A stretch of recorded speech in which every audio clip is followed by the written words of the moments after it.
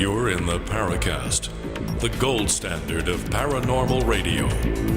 And now, here's Gene Steinberg. Now, this is the Paracast. It is not the Tech Night Owl Live. But for the past few minutes, Alan Greenfield and I have been talking about setting the audio input levels on his Windows 10 computer. What we're talking about here is to jack up the volume a little bit so we hear him a bit better. Now, you'd think that would be an easy thing to do. But under Windows, Microsoft has decided nothing is easy. To give you a sample of what happens, those of you listening to the show, if you have a Mac, you simply click System Preferences, click Sound, choose Input from the tabs, and you have a level control on the selected mic, and you increase it or decrease it. Isn't that amazing how hard that is? Yes. You don't need to read a help menu. It's not fixed, it says. Isn't that informative? Well, I hear you. It's the fracking minute, sure. Okay. Yes, open audio enhancements. Okay. We're going to try that. No, we're not, because we're doing a show now. Oh, that's okay. He will have fun, and he will do things there that, he may enter another dimension. Okay? So we will hear an echo. Things may happen that we don't predict. Levels. Look, I've got levels. Well, that's good. Okay. And the levels go up. Go up. Up. How's that? No change. How's that, people in France? Parlez-vous, mes enfants? I can hear you fine. Okay. I don't have any problems on my Windows machine. It's just a couple of clicks away from me. Perhaps it's just Gene and his magic box. Oh, Gene disappeared. Gene, it's an abduction, folks. It's an abduction. Can we save Gene from that rectal exam? Tune in again in 5, 4, 3, 2. He's gone. Well, he'll have a good time. I think you're right, Alan. I think he is gone. Yeah. It's from my own experience. I happen to know. Hey, while he's gone, that way he can't interrupt us. So try just typing sound into your search bar and see what happens. What's going to happen here is Alan is going to imagine I'm not here. We were both imagining you were not here. You were both dreaming I wasn't here, and I know there are people out there. We call them stalkers who hope I wouldn't be here, but if I'm not here, they'd have nothing to talk about. You might have to back up because we got talking in your absence. I know everything about what you said, all about that. Alan Greenfield, we haven't had you on in a year or so. I'm showing that I was on in January, but I think it was New Year's Eve or something, and it shows that Tina Marie was talking to me on New Year's Eve, so it must be that we were on. I'll have to check my list of radio programs that I modestly keep going back to the 1960s. You were on with Beckley, I think, weren't you? What a memory. Synchronicities, yeah. You two really have a way with words. You see, Randall was guest co-host there, too. And you were on with the one, the only, thank heavens, Tim Beckley, Jerome Clark, and Rick Hilberg. I remember, and I was polite to Jerry, and he was polite to me, which is a rarity. Nearly impossible. Right. Yep. But this was August 13th, so it is about 11 months since it's been here. Since then, we lost another trooper, a couple of troopers, depending on your point of view. We lost Art Bell. Oh, too bad. I see that really affected you. I'm devastated. Perhaps he's in a better place, San Diego, yeah. And I truly, where is the volume control on Windows 10? See, they have an answer to everything. It just doesn't do anything. Okay, so we lost Brad Steiger, real name Eugene Olson, former teacher who took up the cause of the weird in the 1960s. Actually, probably a little later than we did, but he had a great many books out, and they were all fascinating. Thing is, he didn't reveal sources, which reminds me of the very late Frank Edwards, who, seeing the dwarf that worked for the Atlanta Braves, turned to me and said, they've landed. A tasteless person. I had talked to Frank Edwards a few weeks before he died, but that wasn't the reason. But I met him at a TV show where Jim Moseley was packing the audience. So I had to ask a question. And I asked my question, and he answered it. And we had a pleasant conversation after the show. And a few weeks later, he was dead. Well, didn't he die during our convention, the Giant Saucer Show in New York? The hotel that Trump took over? Oh, well, that really doesn't tell you anything. He took over all the hotels. Well, Edwards was a broadcaster too, wasn't he, Gene?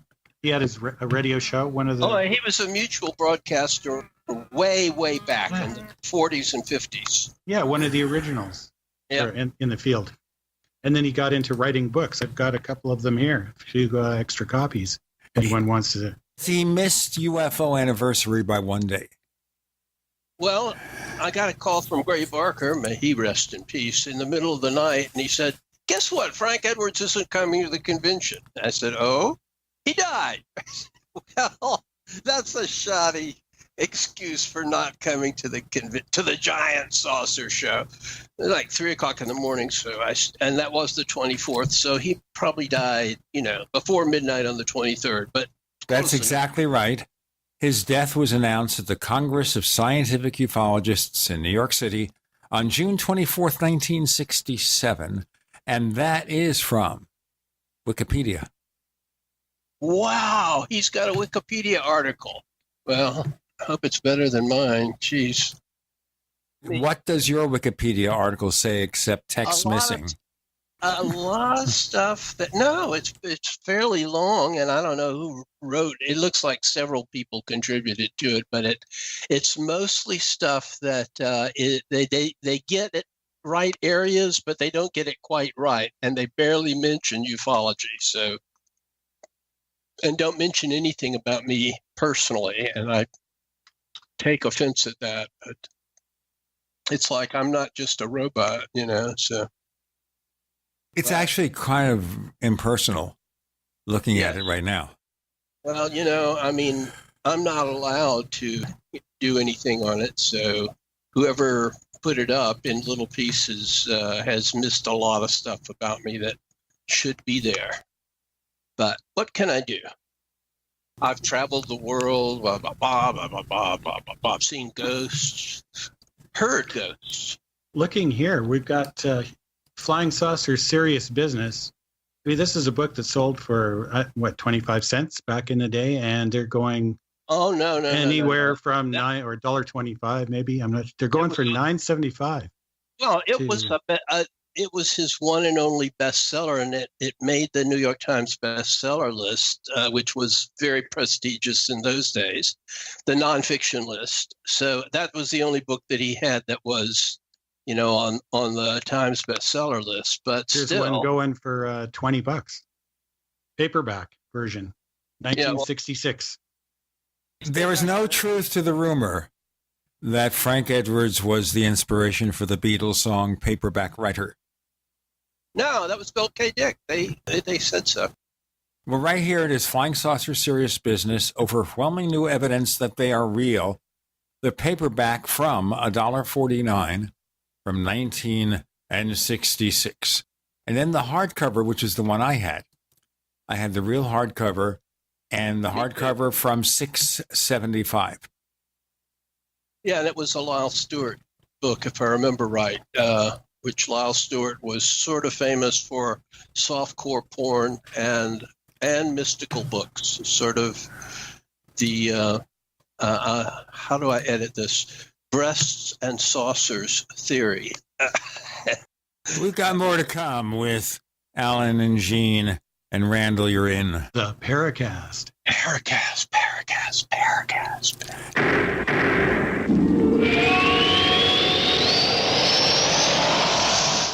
We also have swag.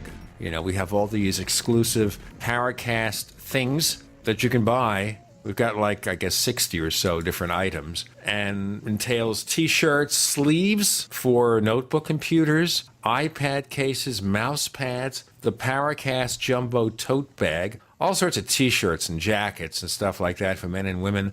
We have a Paracast aluminum water bottle. All this stuff, you go to store.theparacast.com, store.theparacast.com. What makes it special is that the items are the best quality, great T-shirts, fabrics, and they have our official logo on them. That's what makes them special, in multiple sizes and colors. We even have stuff for children, stuff for women, stuff for men. We have all sorts of sizes, like small up to X large. A lot of good stuff. That's the swag from the Paracast. You go to store.theparacast.com, stop by, and take a shopping tour. Hi, I'm Dr. Bill Deagle, MD, AAEM, ACAM, A4M, of NutriMedical.com, and a consultant providing email advice free on advanced protocols for your optimized wellness and advanced technologies to heal and regenerate you. You can contact us at NutriMedical.com, that's NutriMedical.com, or 888-212-8871. You get free email starter protocols of our top medical-grade nutraceuticals, initial testing, and recommendations for your own primary doctor to do, as well as recommendations to give you an idea of a consultation and a full protocol to try to help you regenerate your tissues, heal naturally without the use of toxic polypharmacy. I can send test kits to you as well anywhere in the world and provide you recommendations to referral of specialty clinics worldwide. So contact me, Dr. Bill Deagle, at NutriMedical.com. That's NutriMedical.com, or 888-212-8871.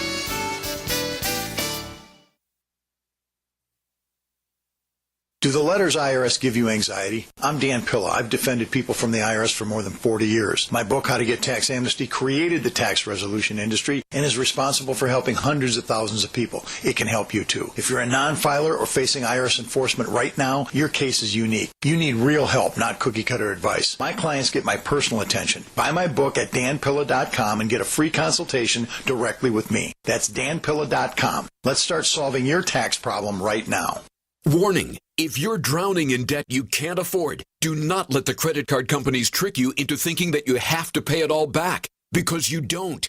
What the credit card companies don't want you to know is that there's actually a way to get debt-free without paying off your entire debt or going bankrupt. If you have $5,000 or more in credit card debt, you now have the right to let us settle that debt for a fraction of what you owe. For free information, call Credit Associates now. 1-800-959-5759. We'll even show you how much money you could save. If you can't afford to pay off all your debt, do not let the credit card companies trick you into thinking that you have to. Call Credit Associates now for free information on how to get debt-free faster than you ever thought possible without debt consolidation or bankruptcy. We depend on your success and offer a guarantee, so there's no risk. For free information, call now. 1-800-959-5759. That's 1-800-959-5759. 1-800-959-5759. This is Fred. Hi, I'm Fred. Fred's a repeater. I tend to repeat. Fred has a business. I do have a business. And a problem. Fred repeats the same tired advertising over and over, and now it doesn't work. Over and over. But Fred is about to see a vision.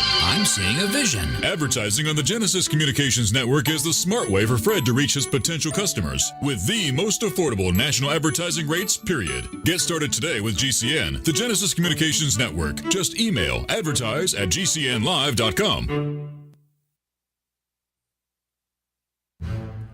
We'd like to hear from you.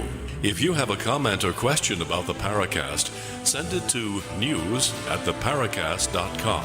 That's news@theparacast.com. And don't forget to visit our famous Paracast community forums at forum.theparacast.com. You see, Alan Greenfield moonlights as an echo. Echo. Anyway, we actually started talking about Brad Steiger. Yeah, Brad was a great guy, and he was always very nice to me, and I returned the favor. And he did really interesting stuff. My only criticism of his stuff was I understand not printing sources, but, being in the field, I really would have liked to, at least confidentially, have confirmed some of his better cases, because there are people from the past, like Frank Edwards, who some of their stories, like the Alexander the Great flying shield things, and the famous, Andrew Lang, the guy that disappeared in the 1890s, the stories are totally bogus. And I don't know if he originated any of them or whether he just picked them up uncritically from news sources. But because of that, I think Brad was a, super honest reporter. But if you don't actually get the chance to talk to sources, how do you know? I mean, and on individual cases, I like to do the proof thing. I don't think that it proves anything about UFOs, but there are authentic cases, and there are cases that can be easily dismissed. Brad was a storyteller. That was his real strength. And I loved getting his books and just reading through them because he brought you into the scene. He made you feel like you were there witnessing the event with the way he wrote. So it wasn't so much that he was just doing a compilation like a report. And I think that was really what made him successful. So, yeah, it'd be nice if he had some sources, but he's just a figure that is really important in the whole culture for his storytelling ability. That's a very important thing. I've been arguing that for years, primarily about Gray Barker. People say, well, is that true? And Gray would have said, what do you mean true? Because truth is subjective. What would you call them? The gonzo journalists of ufology? They get inside the phenomena and they make you feel it. And if they make you feel it, you get it. You get as much as anybody has about it. If you're inside the experience is numinous, but it's not resolved and perhaps not resolvable, but you can appreciate it. And, Brad could tell a story, but, so could Frank Edwards. So his early books, Edwards, the Stranger books, Stranger Than Science, Strangest of All, they were glimpses into eternity. He would put you right there with the 1896-97 airships, including the really, really bizarre cases there that sound more like dreams than realities, but they're as real as anything else out there. When you say numinous, now that conjures up a lot of religious connotations. What's your interpretation of that? Is it something a little more generalized, or how are we supposed to take that when you say the phenomena is numinous? Dave Halpern, who does a little recognized but very serious academic ufology thing, and was a kid with us back in the day. He would come to our events in New York and New Jersey and wherever we were planted at the time. And he ran the New Jersey UFO group, although he lived in Philly. Figure that one out. It was unique. But anyway, Dave's opinion is that this is a religious phenomenon, if I'm reading him correctly. In other words, the way numinosity is meant in a spiritual / Jungian context is precisely what he thinks is going on. He doesn't take Ezekiel's wheel to be a spaceship. He takes it to be an encounter with the great what's-it. The great what's-it? Well, what am I going to call it? God? I mean, it's such a Germanic term that doesn't really convey anything. It certainly isn't talking about the Elohim of Israel. It certainly isn't talking about Christ. It isn't talking about the Buddha. It's a Germanic term that we've gotten stuck with because it's the term that's gotten stuck. And it's no wonder that millennials who are very spiritual in general are also not into organized religion, because it doesn't make any sense. It conjures up the ceiling of the Sistine Chapel and the guy with the beard, and that's more like Mel Brooks as Moses than anything that I would call, What do you call it then? I mean, I'm trying to get a bit of a beat on this, because in listening to some of your past talks and comments, you're not a real fan of established religion. You're more into the magic Wiccan type of leaning, nature type of thing, or from what I gather. Or do you actually mean, God from heaven being some other realm beyond this one? No, what do you mean? I'll define it for you, but that's going to go pretty far afield for this show. However, it is a Paracast, so I'll give you a para opinion. I'm not a neo-pagan, and I'm not a Thelemite. Actually, I'm a lifelong Reformed Jew, which is I belong to a Reformed temple, and I go to services, and I've always had comfortably, relatively conservative, liberal theology views. But I'm willing to look at all kinds of things across the spectrum, from classical Gnosticism to modern Gnosticism to Eastern religions to Thelema to neo-paganism, and I've been present at many events of that sort. Some I'm comfortable with, some I'm not. But I think we are, my education is in comparative religion, and so I have an interest in it. I do think the term religion, like the term God, is becoming archaic, but that's because I think spirituality is a more accurate term for people who are experiential believers.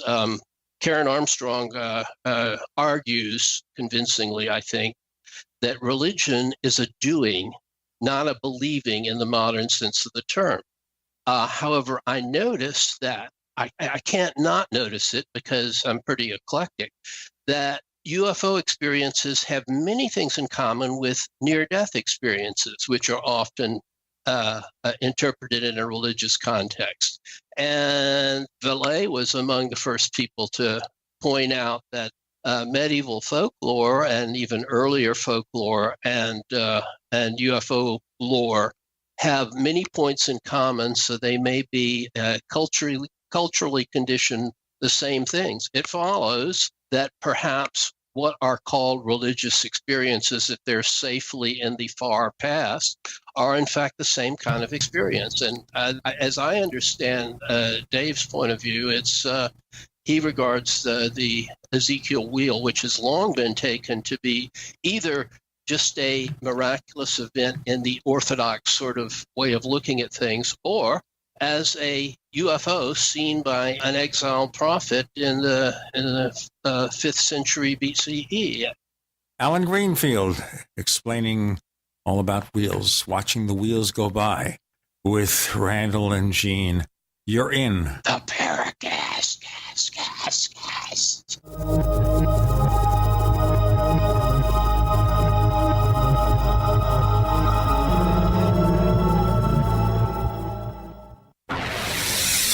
You are listening to GCN. Visit GCNlive.com today. Hunters, anglers, campers, and survivalists. Get back to nature. Expand your horizons with the highest quality, most versatile, unique slingshots and sling bows on the market at slingbow.com. Slingbow products are compact and models start from just $17.98. They're perfect for your bug-out bag or storing in your vehicle. Give yourself and your loved ones the excitement and tradition of slingbow, a new frontier in archery and truly modern twist on this primitive survival tool. Feel the thrill only at slingbow.com. Now there's a proven powerful anti-inflammatory that absorbs 40 times better. Yes, Nano Curcumin Plus from One Planet Nutrition contains smaller particle size that allows absorption over 40 times better into your bloodstream. Nano Curcumin Plus may also help reduce pain and inflammation, detoxify, and help against heart disease and diabetes. Nano Curcumin Plus is now on sale at OnePlanetNutrition.com. Use promo code GCN for your special discount at OnePlanetNutrition.com, the next generation of nutritional supplementation.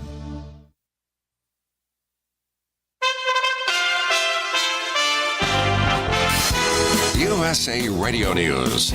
Homeland Security Secretary Kirstjen Nielsen warned state officials on Saturday that the threat from Russia targeting U.S. elections has not dissipated. Nielsen spoke Saturday at the National Association of Secretaries of State in Philadelphia. I think what they're trying to do, in my opinion, and I defer to the intel community, is just disrupt our belief and our own understanding of what's happening, right? It's an integrity issue of who is saying what and why, and how that may or may not affect an American's behavior and what they believe. Twitter has suspended 2 accounts allegedly used by Russian intelligence officers to spread information hacked from the DNC computers and email accounts during the 2016 presidential election. An Arizona lawmaker apologized after he was caught on camera bragging to a sheriff's deputy how fast he drives. He said he sometimes goes 140 miles an hour. The lawmaker was pulled over for going 97 in a 55, but did not get a ticket. This is USA Radio News. Attention! Sorry I'm talking a little loud because I want to reach people with a hearing problem. Do you want to hear better for just $299? Yes, not thousands, but for $299. You can hear all the sounds you've been missing for years. Hearing Help Express has been helping people hear better, selling top-quality hearing aids for over 30 years. Now is your best chance to hear better with hearing aids for $299 with our free 45-day home trial offer. And you don't even need to leave your home or get a hearing test. Call now to start your free 45-day risk-free home trial offer.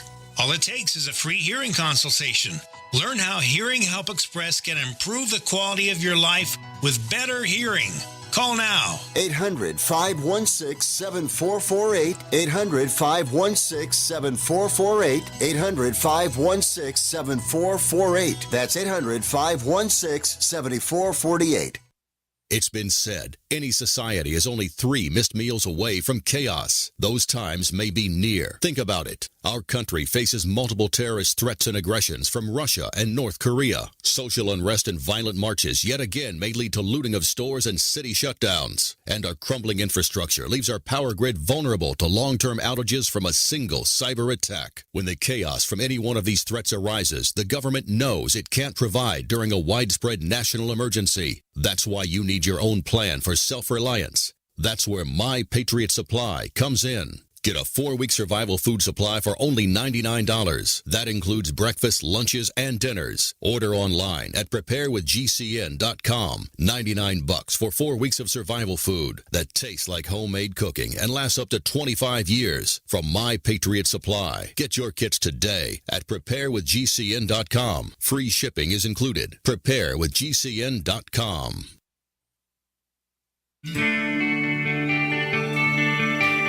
This is Jerome Clark, author of the UFO Encyclopedia and other books. You're listening to the Paracast.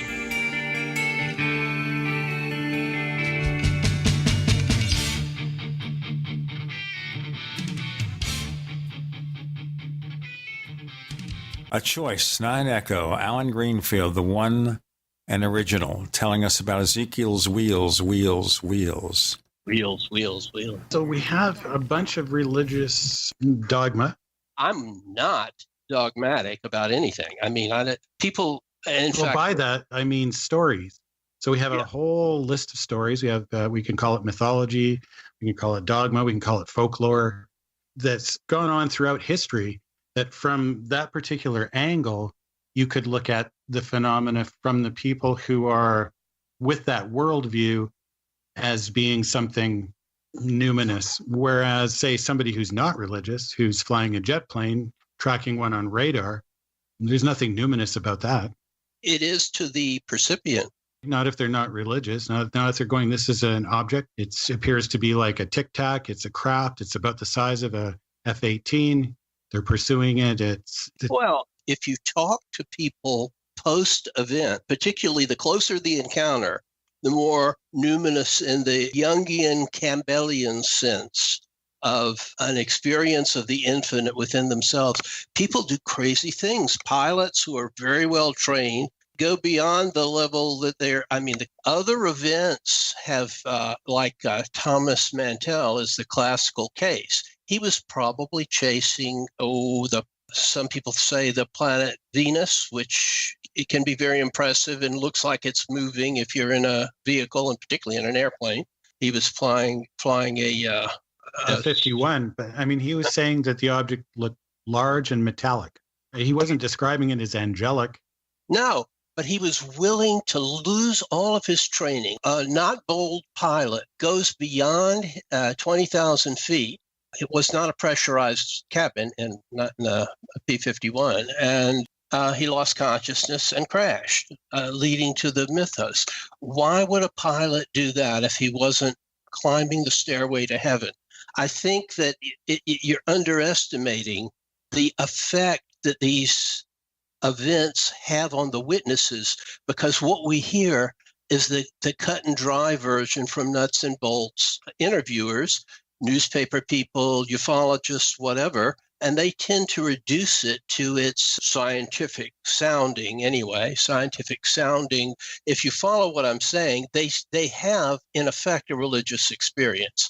And it profoundly affects them in much the same way that near-death experiences affect people that are the percipient of those. There's a lot of scientific stuff on that, pro and con. But for the experiencer, there are profound long-range effects. There's even a considerable number of studies of people who experience near-death experiences that their lives are completely changed by the experience. So you're kind of maybe if referring to something like Valet called it a reality shifter or a reality changer, where the nature of the experience is so overwhelming to the witness that it changes their worldview. It makes them see things in a new and a different way.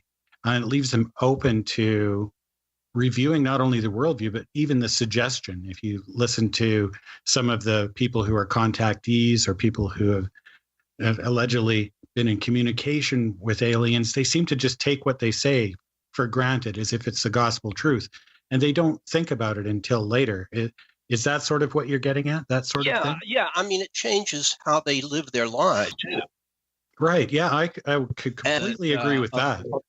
That is the definition of a numinous experience in the classical sense, a road to Damascus type experience, which you could interpret in UFO terms also if you wanted to. There are people that have. What was that woman's name? The minister that wrote UFOs in the Bible? She was very much into the notion that biblical events could be seen in terms of UFOs. My argument is reverse of that UFO events can be seen in terms of, if you factor in Young and Joseph Campbell and maybe a liberal dose of William James, you're getting very close to all we can really know about these things by studying not so much the phenomena, but studying what happens to the witnesses and saying, what does this compare to? It compares to meeting the gods, going to the oracle, having a near-death experience, having a life-changing experience. It's transformative. And the source may be something that we can never exactly get at, but we can say things about that source because people change. I even think some of the secondary experiences actually happen at the time of the original experience, outside of time. They have tiny time pills, as they used to say about a certain anti-congestion medication. And somebody like Steiger, I'm sure he would not, particularly appreciate my saying this, but I think he originally had a very real experience, although he himself was skeptical of that he was really seeing things as they are instead of things as the phenomena manifested for him. But his subsequent experiences get wilder and wilder. Uri Geller starts off with a UFO experience, and then he starts, doing watches and bending spoons and other things. I think people that have experiences manifest those experiences for the rest of their lives. And that is not studied in ufology as much as it should be. Instead, what we focus on is what is it they saw, which may not be the correct question, which is why it's never answered, because it's not the correct question, which is something I've been arguing for 40 years now. I must say there are more people who tend to agree with me now than was true when I was putting out the Alternate Horizons newsletter in the late 1960s. So progress does exist, but I wouldn't go to a MUFON convention to find it. I think you're onto something that we need to refine it. We need to make it sharper so that we can understand what exactly it is you're talking about there. I think I'm with you to a certain extent. I think the witnesses definitely are a key factor in determining the nature of the phenomena and what it's doing here. If I don't sound clear, it's because we have all had so much of the paradigm of spaceships coming to Earth from somewhere else, or natural phenomena misinterpreted as that, or hoaxes, that we tend to make it a false dichotomy. It's either one of those or the other. Now, I think it's something entirely different. And I would say read When Prophecy Fails, which is about cognitive dissonance. Be sure to watch the profound and little sung HBO series, I almost said The Invaders. I wonder what brought that up. The Leftovers, which is also a pretty good book, but the series is short but much better, and it raises all of these quasi-religious questions without providing any real answers to them. And of course, that's what you expect with profound experiences. You expect them to be not something that you can grab hold of and put in an essay.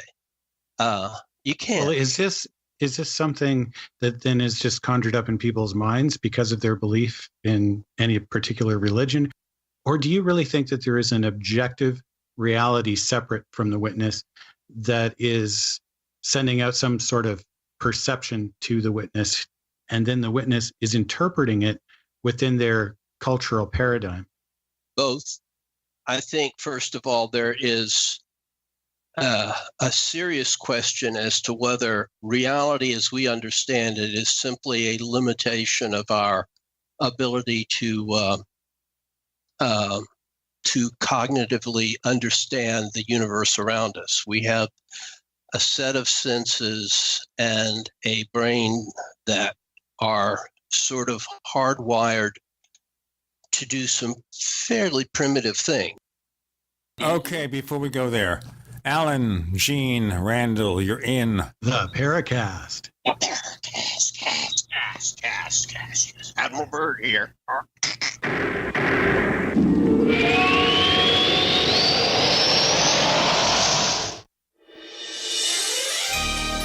Thank you for listening to GCN. Be sure to visit GCNlive.com today.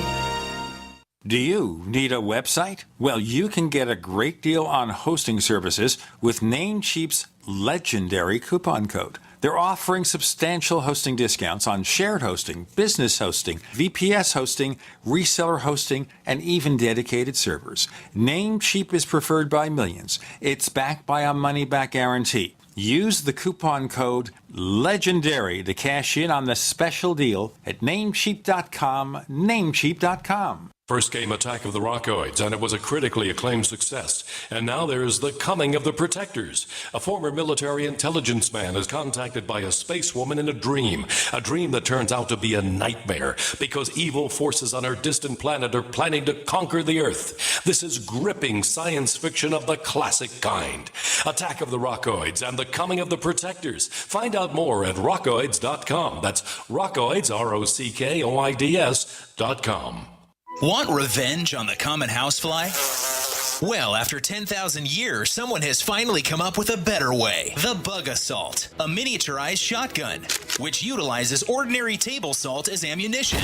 Non-toxic and no batteries required. So much fun, you'll forget you have a wife and kids. $39.95 and free economy shipping. Use discount code GCN and get an extra 10% off your purchase at bugassault.com. Fire your fly swatter. Get your Bug Assault today.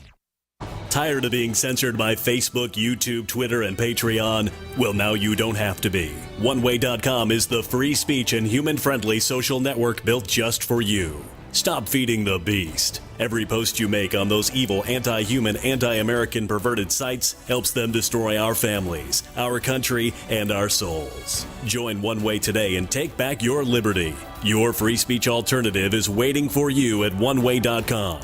OneWay.com. You haven't experienced yogurt until you've tried a Mossy, embodying health and flavor in a true whole milk, grain-fed dairy beverage. Every sip pays homage to our old world cows and the ancient culturing methods their milk benefits from. With over 30 probiotics, a Mossy's undeniably nutritious, refined, cultured sensation bolsters your health and awakens your passion for dairy. A Mossy's so good, and you need to try it. Contact your Youngevity distributor or call 877-878-4203 or go to GCNteam.com.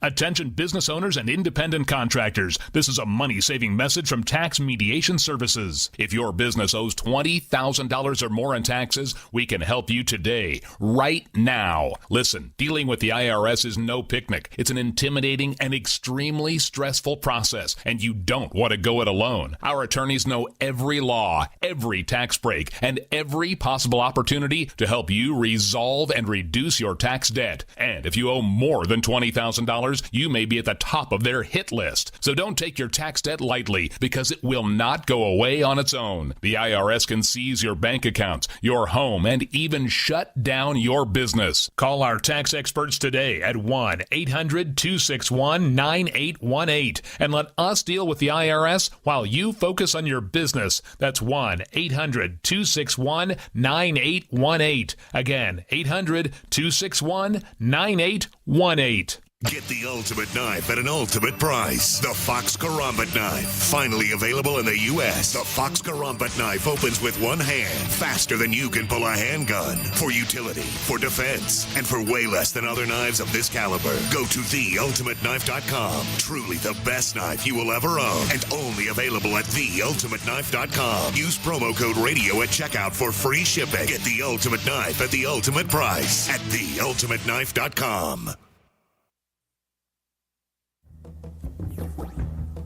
Hi, this is James Fox from Chasing UFOs.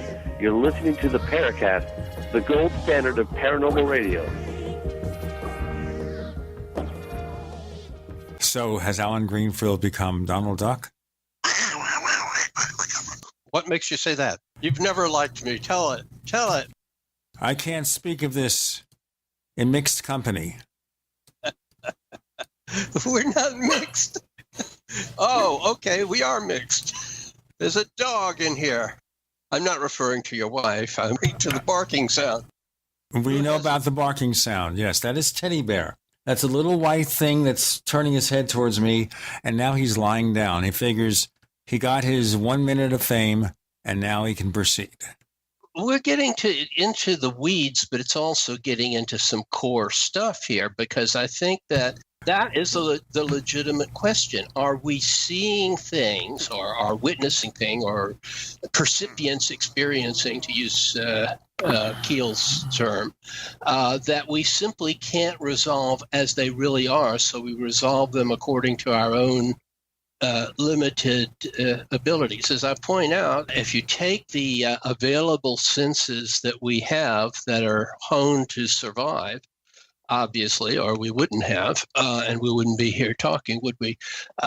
They are designed to reproduce, run away, kill, eat, and pretty much nothing else. And for the last 10,000 years, developing agriculture and so forth, we've gotten more time to contemplate ourselves and the universe. But the senses are, in terms of biological time, an hour, in existence for an hour, and in terms of geological time, a minute, and in terms of cosmological time, a nanosecond. So how can we expect to understand something that is truly, in the greatest sense of the word, alien? I would recommend Edwin Abbott and Flatland to get some little notion of what that might be like. The word alien is a perfect description, because I don't necessarily like to use the word extraterrestrial or ultra-terrestrial or subterranean, because we don't know for sure where they're from or exactly what their nature is, what they are. But we do seem to be able to say with reasonable certainty that it's alien to our civilization. It doesn't come from within the boundaries and constructs of the world that we know. So saying it's alien is a pretty good way of looking at it. Yeah, I think that's precisely the type. Of course, that's a loaded term in the USA in current discourse, but alien is anybody from the Great White North, or much more so from the southern border, the greedy refugees who are coming here and taking our jobs. we don't need to go there. I'm looking at it more of in a biological term. It actually comes from biology, where it's a reference to something that originates from outside the environment in which it's found.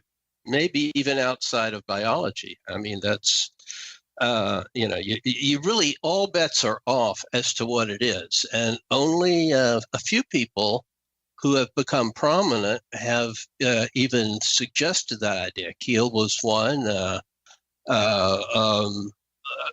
Gray Barker was an unappreciated one. He was taken as a prankster. I took him for what he was, which is he went into a culture that had a lot of mythological elements in it, and he got it in mythological terms. You have to understand that when I say mythological, I don't mean untrue.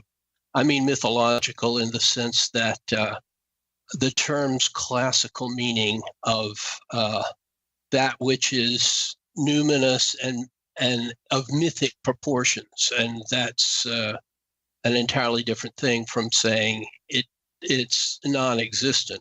Clearly, there's a stimulus. What the stimulus is may be literally unfathomable. And you know what I'm trying to say. Well, I think I'm getting you there. I mean, what I'm seeing is a lot of cultural front-loading, and in terms of the interpretation, depending on the level of education that people have, and that, of course, corresponds with history. And so the better educated we become, the more likely it is that we're going to look at it more objectively. We see a lot of that going on with classical religion, where things like thunder are interpreted as Thor's hammer, but we know now that's not the case. Maybe it's not.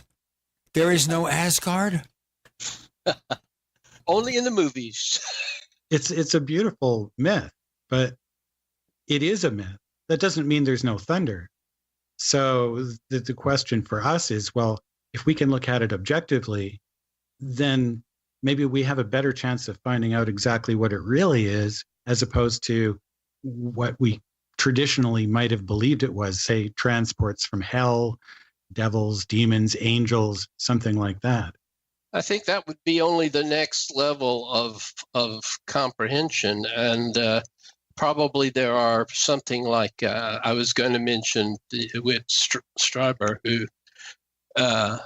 who saw it in terms of a series of masks, and coming to the realization that we never get to the ultimate being. We get only a series of masks, and each one seems to be the revelation of the truth. There's a mystical tradition.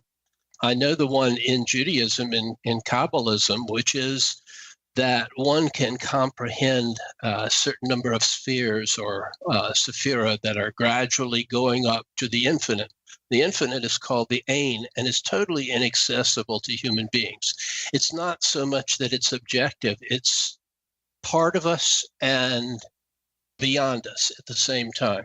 So names don't really apply, but it's a useful concept to say that it is the Ein, the Ein Sof hour, the limitless light, and then much more material, as you would put it, objective things, and gets gradually more so. And when you finally get to the totally objective, which would be Malkuth, the kingdom, the everyday world that we seem to live in, is mundane and comprehensible to anyone who has any kind of handle on reality at all. But it's in the mystical tradition to say it's very, very difficult to say that's the whole deal. It's hardly that, in my opinion. This sounds very analogous to what we might call alternate universes. If we have multiple spheres, maybe we're talking about alternate universes. And I seem to have run across something somewhere, it was on your site or in one of the podcasts, where that's kind of an interest or a thought of yours, where maybe there are other realities altogether that are equally objective, but beyond our view. And that maybe what we're dealing with is something that can transport itself between these universes. What do you think of that idea? I think that I talk about that a great deal. Up until relatively recently, meaning in the last 20 or so years, the idea of alternate realities was just that, an idea. But it's been reinforced since the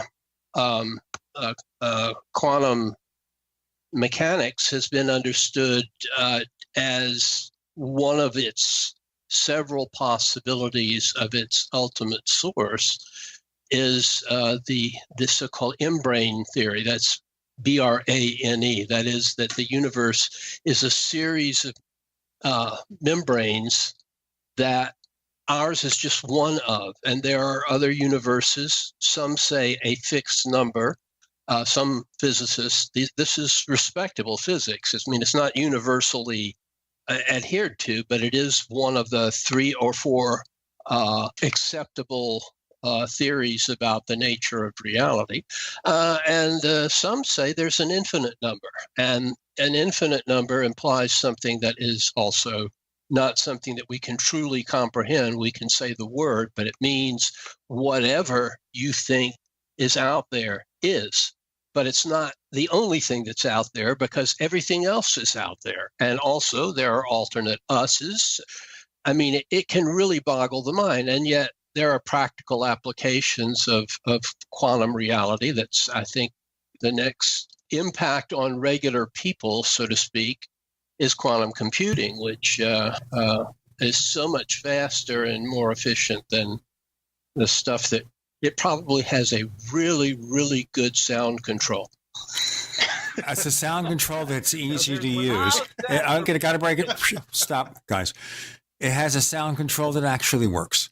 More to come with Alan and Gene and Randall. You're in the Paracast. Cast.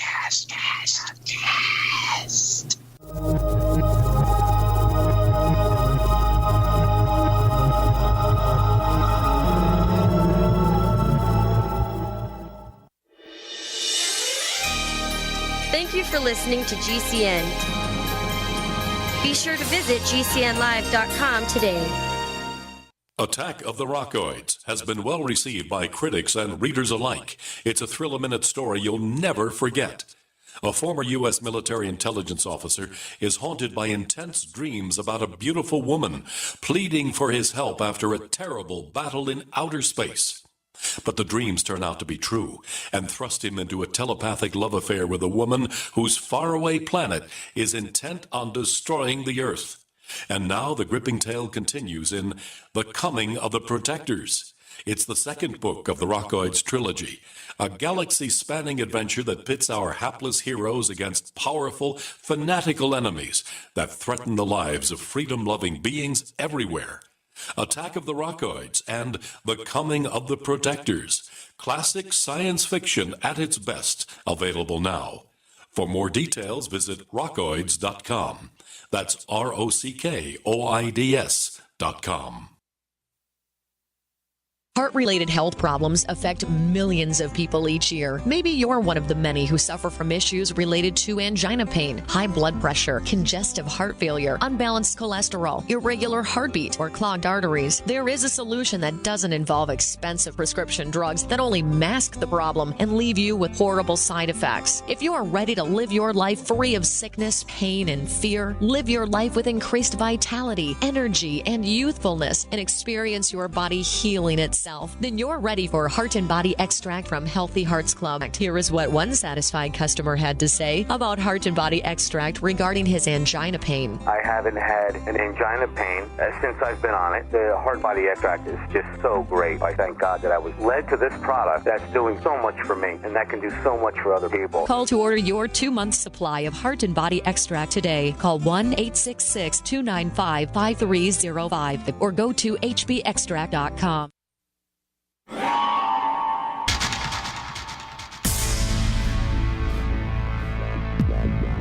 Welcome back to the Paracast, the gold standard of paranormal radio. And now, here's Gene Steinberg. Alan is getting beside himself. In fact, because of the alternate realities, there are 2 Alans now. But think of it here. We have Alan in Earth 1, We have Alan in Earth 2. We have Alan in Earth 38. And we wonder, how different are these Alans? The question of the ages, Alan Greenfield. How different are the other Alans? Do they all look the same? I mean, if the Alan from Earth 73 walked in tomorrow, right here, would I think he's you? Well, he would look like me, probably, but he would probably be very different. And you would be one of the first to spot it because you've known me a very, very, very, very, very, very, very long time. And at each stage of decision, like each one of my marriages, that's a considerable number of universes itself. Yeah, but how many people out there have been married 36 times? Well, and then some are simultaneously married 36 times right now in Saudi Arabia. My friends in the Arabian Peninsula, it's the gospel there, so to speak. Wrong term to use, but what the hey, they're over there, and I'm in the Jewish Tower at the moment, also known to me as the lightning struck tower. That's a tarot reference, people. Tarot, it's cards. It's not really cards, but it's hieroglyphs. There would be, if you follow one version of in-brain theory, it's also called the many worlds interpretation of quantum mechanics in physics circles. And I publish a lot of stuff on that on my Facebook page. I really use Facebook not as a friend thing, but as a blogging thing. I mean, I have a number of friends who are actually on my friends page, but nevertheless, most of the people, I mean, I have several thousand. They're not so much friends as readers, and I provide interesting material every day to them at no cost to them. And they can freely comment, but as I say, I give as good as I, get. So somebody can, as long as they don't get racist or sexist or abusive beyond the terms of use of the Zuckerberg empire, because I don't want my page to get pulled down. Let's bring this back to the many worlds interpretation, because I think that one world is the world of the cloud, and I'm talking about it. But I'm talking about it on a practical level, an objective level, and you're not getting it. You want to get away from the objective and back to the many worlds interpretation of quantum mechanics. And I'm telling you, if there are many worlds, there may be an infinite number of worlds. If there's an infinite number, anything that you can imagine, or even things that you can't, by definition, are true somewhere out there. No, not necessarily. I mean, I think we have to be careful about getting into what the skeptics might call the field of quantum woo here, where we just take a mystical approach to looking at quantum physics and interpret in our own self-serving way so as to be able to justify belief in things that are basically nonsense. That's a real danger, because most people don't understand what quantum physics is or where it even began or why it's even called quantum physics to begin with. Well, that's true, but for every person who is willing to go way out on a limb, as I'm perfectly willing to do, and say this is probably the implication of it, there are people who have a vested interest in bringing it too far down to earth. And the internet is full of people. Every subject you can name that is in any sense off, there are debunkers. There are debunker sites. And some of these people are professional debunkers. I know some of them, and they simply cannot go beyond whatever the current scientific norm is. But that changes all the time. The implications of quantum mechanics are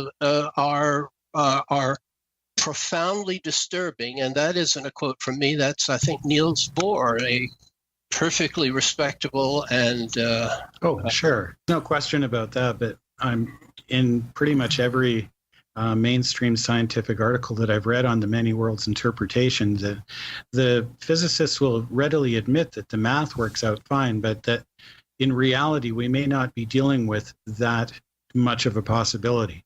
You know what? I wanted to bring something out here.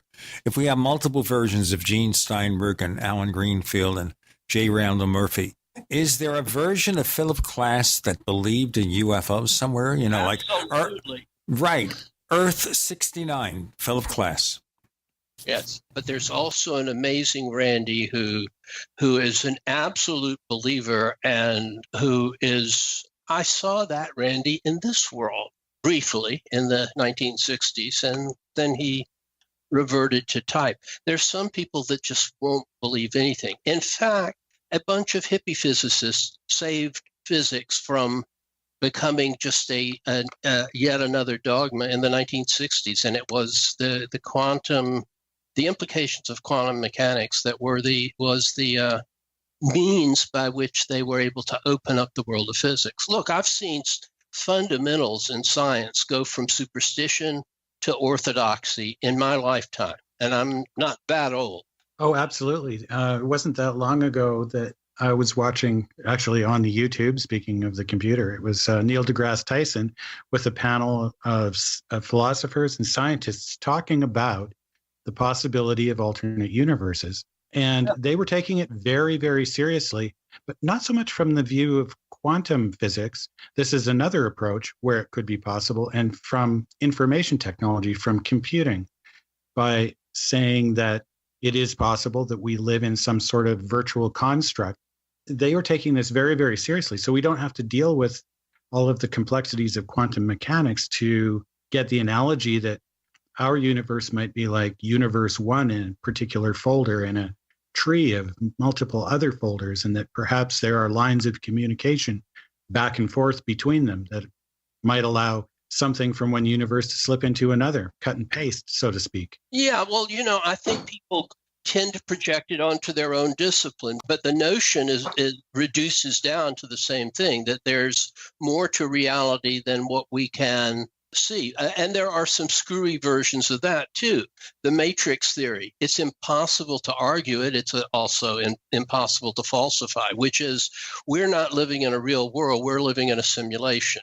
And you will find all kinds of sites on the internet. By the way, I don't believe this one. I find it profoundly wrong, but it would equally well explain the strange phenomena that I'm interested in. I was reading one account today of a man who saw a little gray man. This was 100 years ago. So it was, you can argue it was a gray alien, but this being was entirely gray. No face, just like claymation, really. And he was walked past this man for several minutes, wide awake, middle of the day, and didn't show any interest in the man. But the interesting thing is, without saying anything to his neighbor also saw this man when he passed his house, and then he disappeared. The second guy saw the being disappear. This was in a book by Annalee Yaffe, a Young's associate, called Apparitions, which I read an early version of in the early 1960s, and I'm rereading now because I can't afford any books at the moment. But it's a very interesting case, and I thought the first thing that comes to mind is that's another universe bleeding over briefly into ours. You can explain it in terms of, quote, apparitions or ghosts or mystical experience, or you can say we are in a razor-thin relationship with other realities, and they can manifest. And whether they come out of, whether you come from computer technology or come from quantum physics. By the way, I don't think the core of quantum physics is that hard to understand. The basic experiments that show quantum physics can be done in a high school lab, and is all the time. It's so it's not that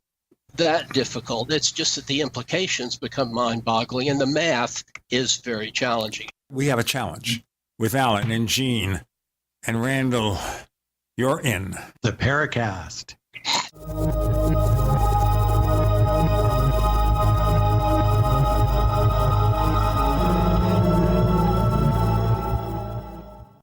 Neighbors, we've made such a deal with HelloFresh, and it means that everyone listening to this show can receive $30 off your first week of deliveries when you go to HelloFresh.com and use the offer code Paracast30. With HelloFresh, you can choose the delivery day that works best for you. They've got a wide variety of chef-curated recipes that change weekly. And can you imagine me cooking Japanese panko chicken It makes me feel like I'm a chef. It means also that you could actually get your meal cooked in 30 minutes. For busy people, this is perfect. The simple recipes include step-by-step instructions so even I can figure it out. Go to HelloFresh.com, use the offer code Paracast30 to get $30 off your first week of deliveries. HelloFresh.com. With uncertain times in the United States, it's only prudent to consider storing precious metals in a safe place outside our borders. At Miles Franklin, we have done just that for you. Partnered with the most respected storage company in the industry, Miles Franklin is proud to offer the only fully insured private safe deposit box program in North America, held in Vancouver and Toronto. Send us your previously purchased precious metals or have one of our brokers help you purchase something new. Questions? Please call one of our experienced brokers at 866-485-4346. Solid foundational storage, partnered with the most respected name in security. Maintaining an A-plus Better Business Bureau rating and residing in Minnesota, the only state in America that regulates the precious metals industry, making doing business in precious metals with Miles Franklin the safest choice. Call us at 866-485-4346. Again, that's 866-485-4346. Miles Franklin Limited, a name you can trust.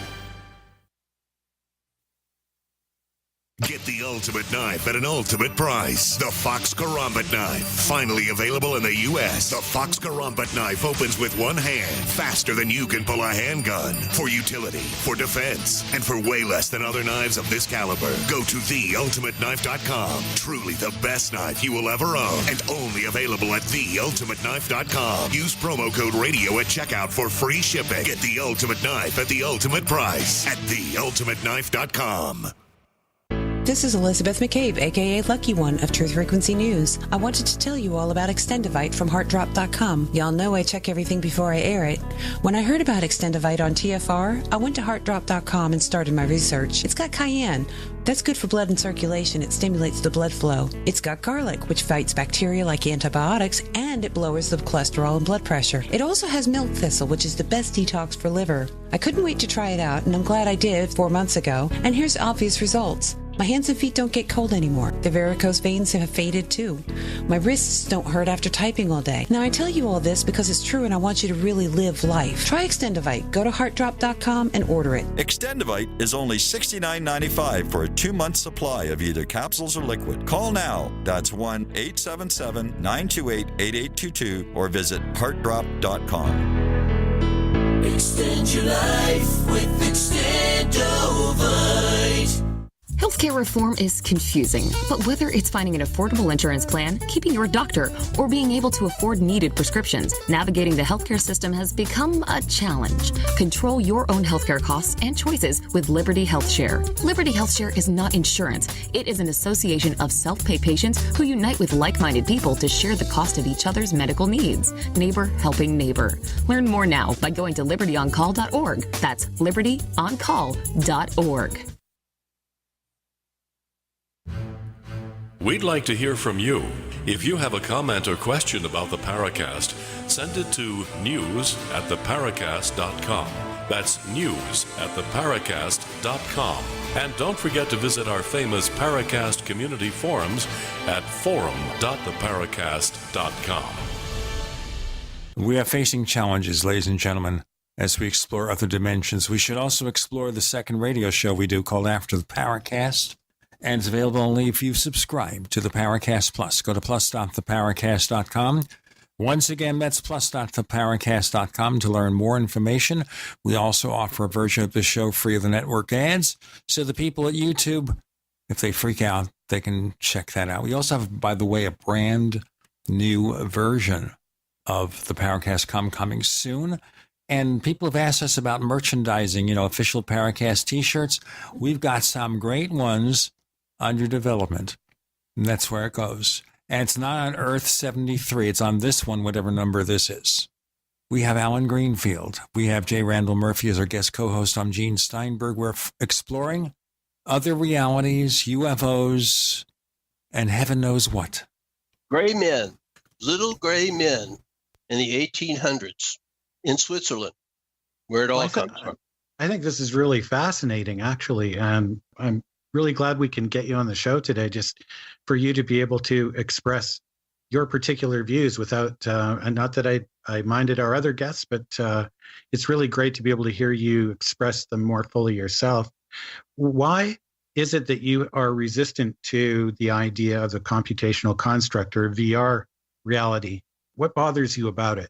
Nothing bothers me about it in the broader sense. It's just that if there is truth to that, then you can easily slide over into the notion that we're living in an ersatz universe. And I think it's philosophically important, since we have real day-to-day situations, not to go off into a pie in the sky sort of thing, that it's useless for us to accomplish anything because everything that we're doing is just a simulation. Well, no, it isn't.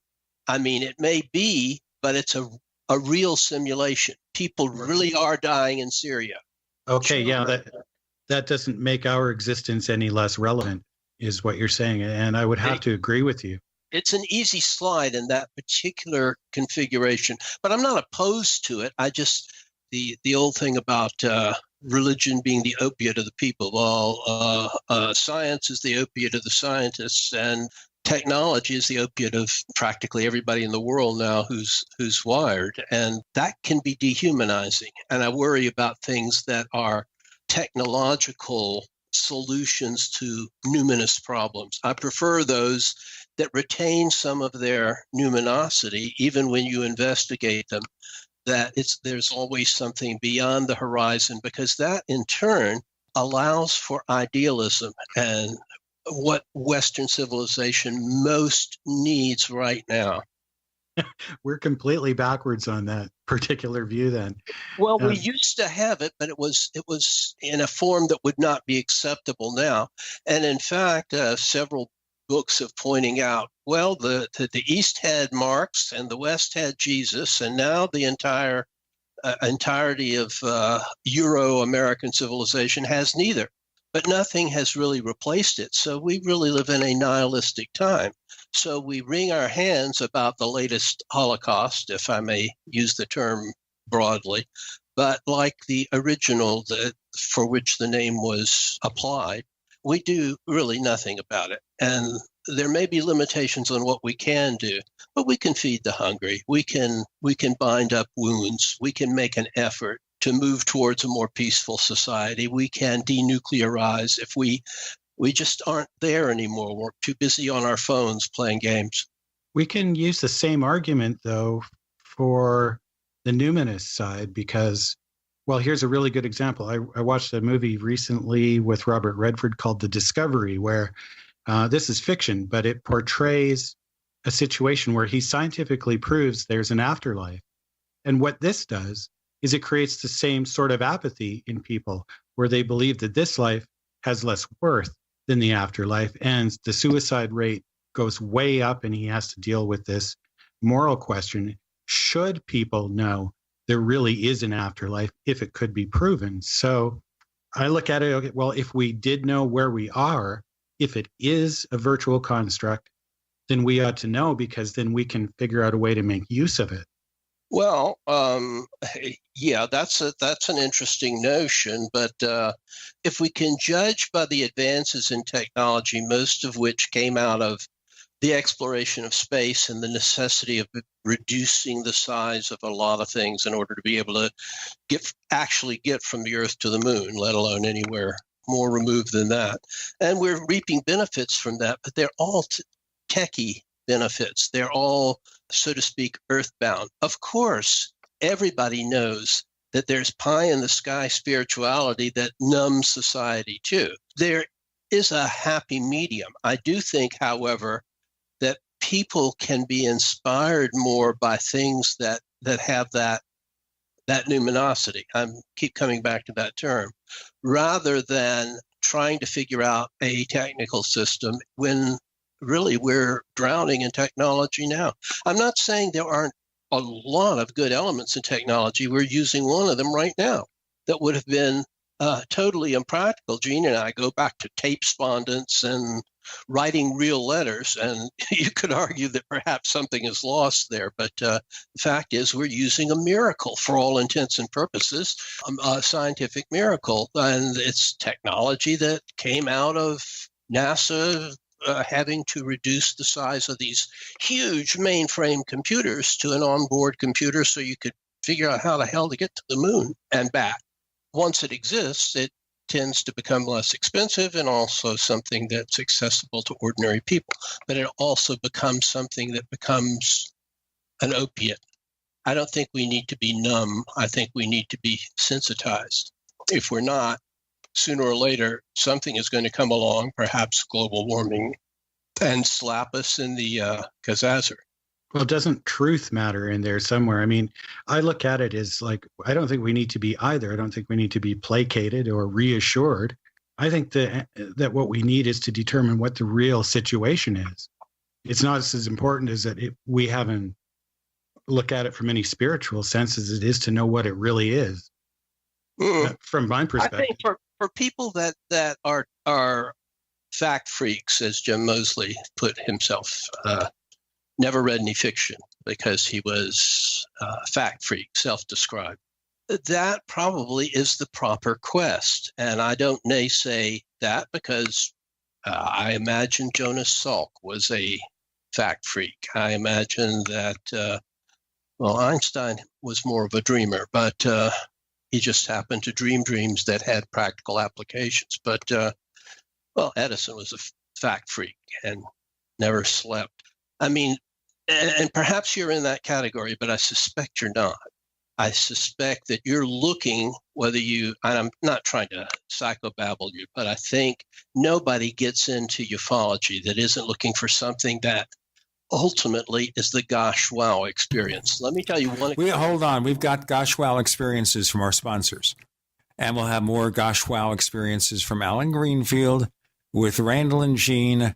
You're in a Paracast. Cast.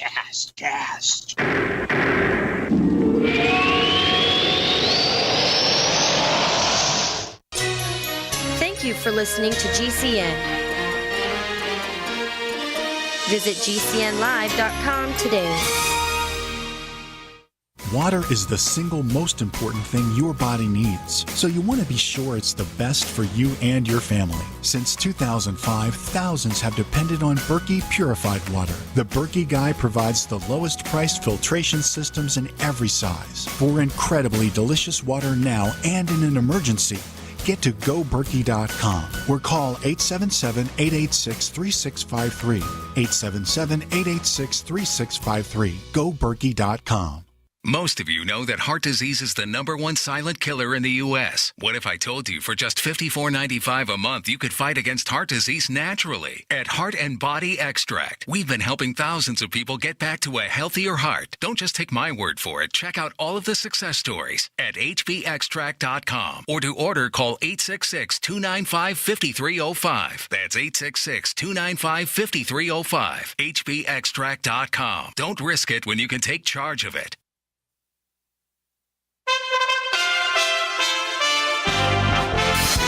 USA Radio News.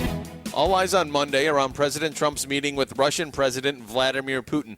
Now we're hearing after the meeting on Monday there will be a joint news conference. Senator Lindsey Graham has a prediction for this meeting. I have a lot of faith in President Trump. Putin ran over Obama because he was so weak in the eyes of President Putin. President Trump needs to convince President Putin that he wants a better relationship, but things have to change to get it. At the end of the day, Putin doesn't respect Trump. This will be a failed summit. I believe that President Trump is going to lay out what a good relationship will look like and challenge Putin to get there. And if he fails to get there, that Trump's going to convince him, unlike Bush, unlike Obama, you'll pay a price on my watch. A new Gallup survey shows that 62% of Americans believe China's trade policy towards the United States is unfair. This is USA Radio News. Attention business owners and independent contractors. This is a money-saving message from Tax Mediation Services. If your business owes $20,000 or more in taxes, we can help you today, right now. Listen, dealing with the IRS is no picnic. It's an intimidating and extremely stressful process, and you don't want to go it alone. Our attorneys know every law, every tax break, and every possible opportunity to help you resolve and reduce your tax debt. And if you owe more than $20,000, you may be at the top of their hit list. So don't take your tax debt lightly, because it will not go away on its own. The IRS can seize your bank accounts, your home, and even shut down your business. Call our tax experts today at 1-800-204-2650 and let us deal with the IRS while you focus on your business. That's 1-800-204-2650. Again, 800-204-2650.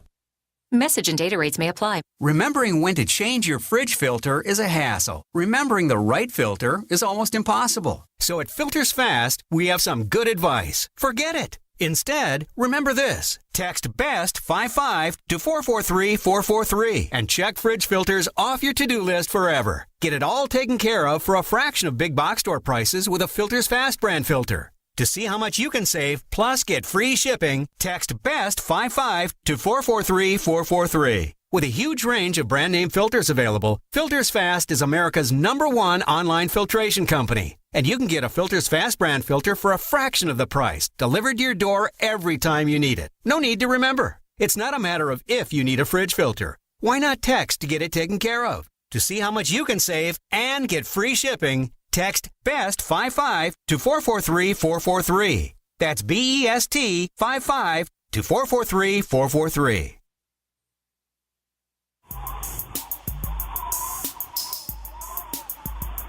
Hey, this is Marie D. Jones, the author of This Book is from the Future, and you are listening to the Paracast, the gold standard of paranormal radio.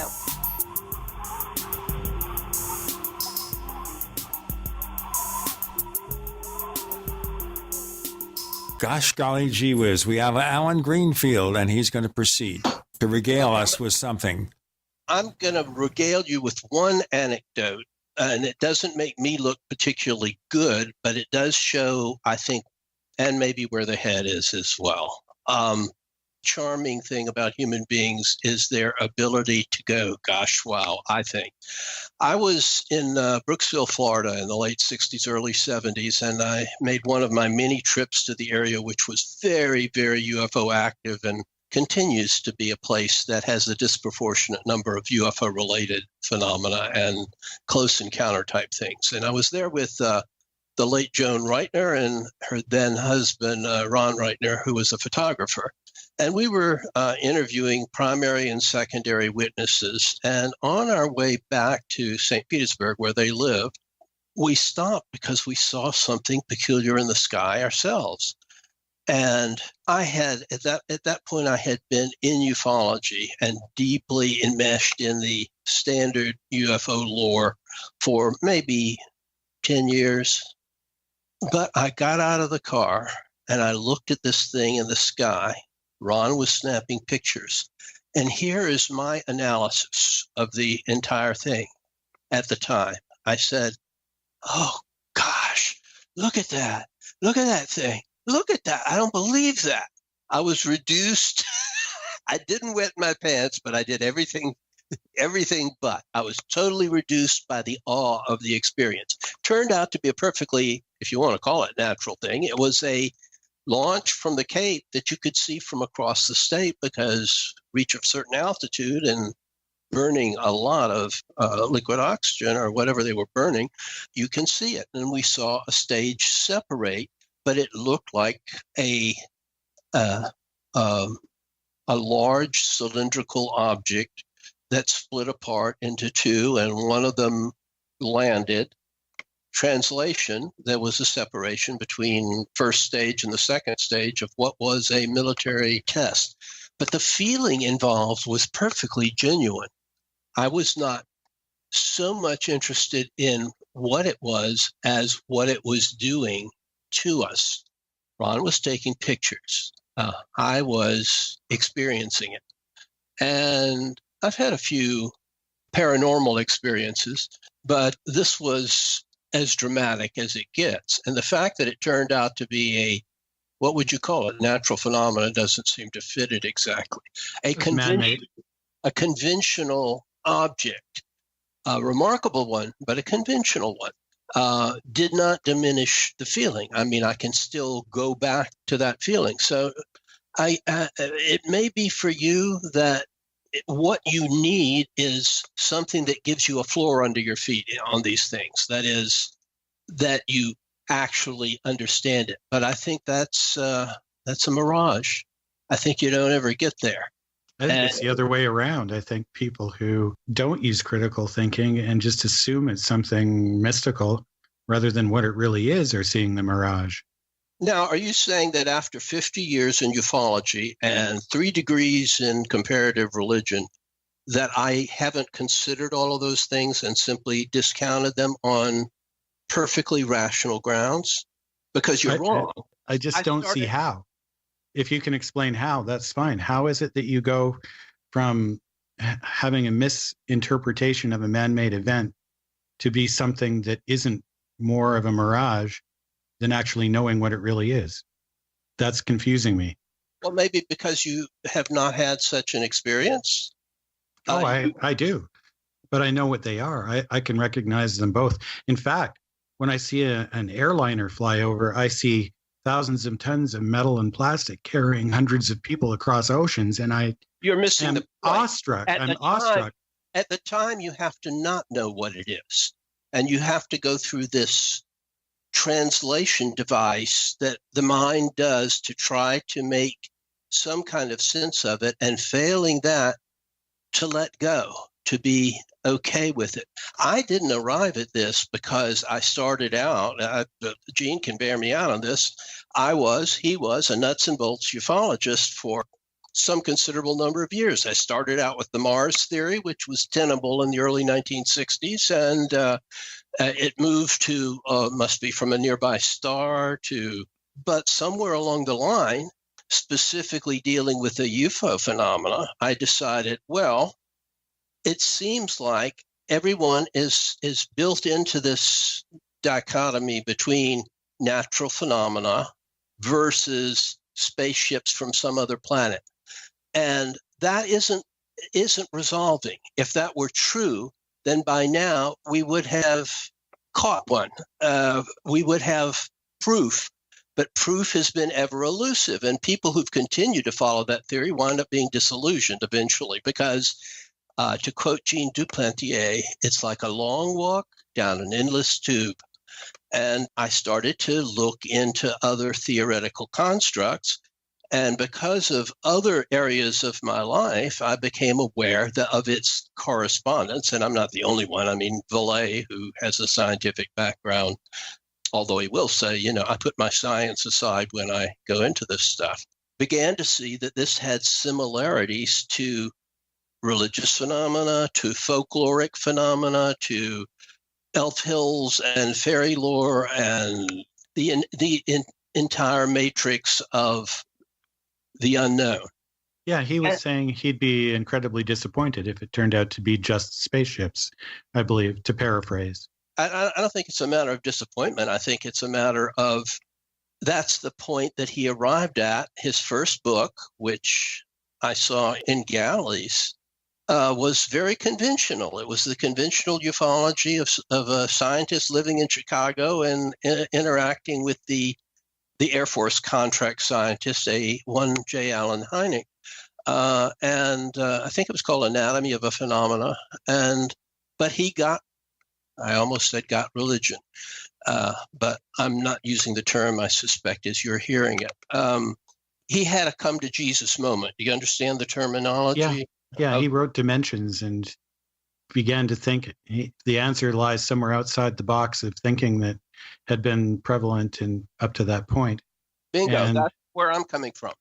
I think you have to be outside the box because the box has shown nothing in 70 years. And if you haven't proceeded beyond phase 1 in that route, you can either get out of the field or continue to do the same thing over and over, in which case you're rediscovering the wheel over and over and over and over, or you can try to find some alternative idea that is viable. Whether it's comfortable or not is irrelevant. Or you can call yourself MUFON. Well, touche, and well said, Gene. Well said. I mean, you can.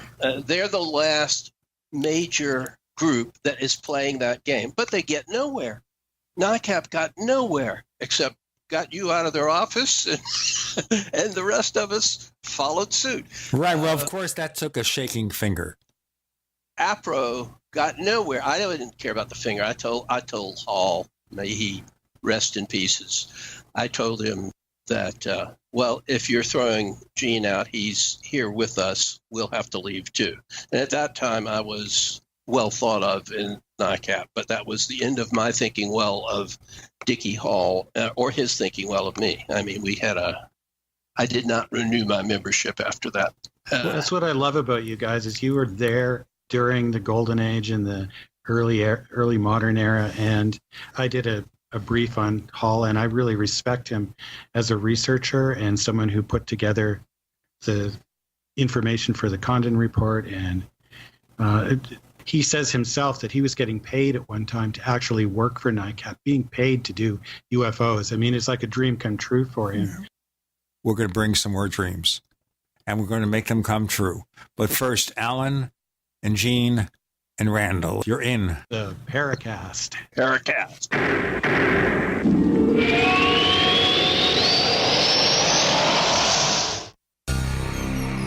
Thank you for listening to GCN.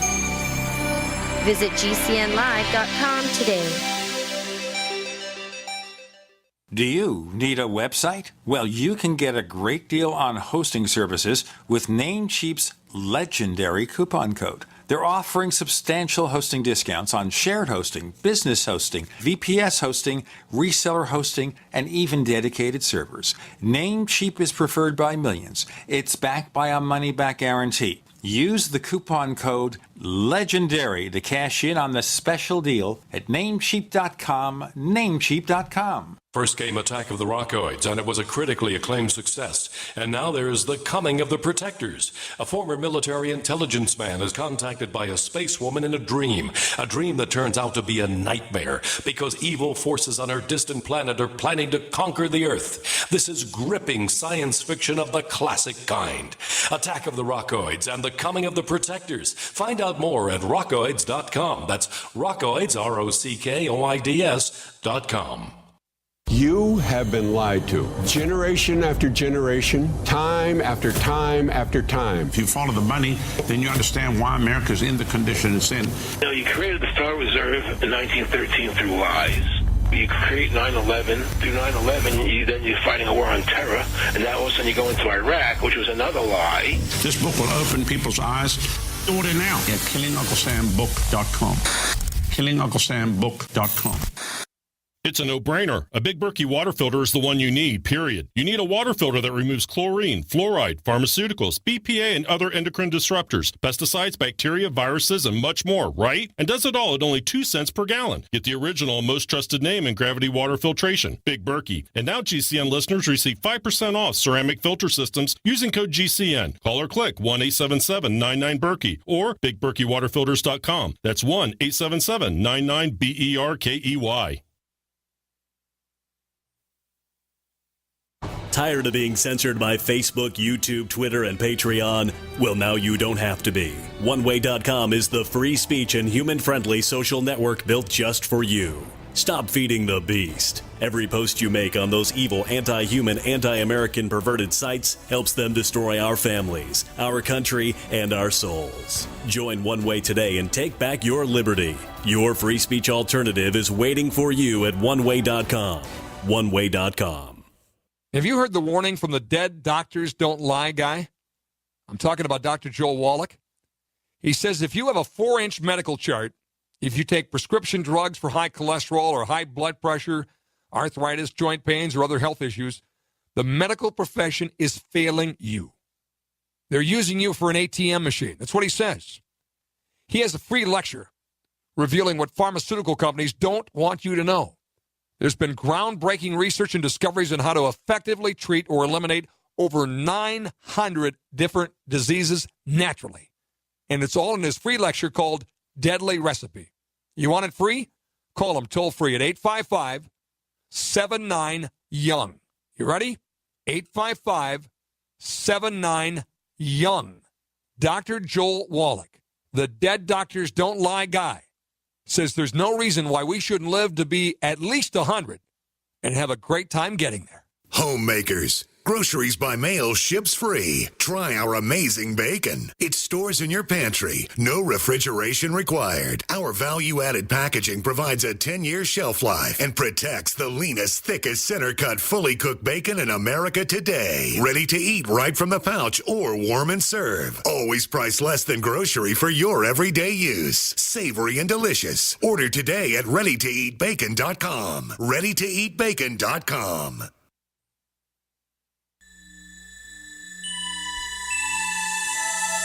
This is Jacques Vallée. You're listening to the Paracast, the gold standard of paranormal radio.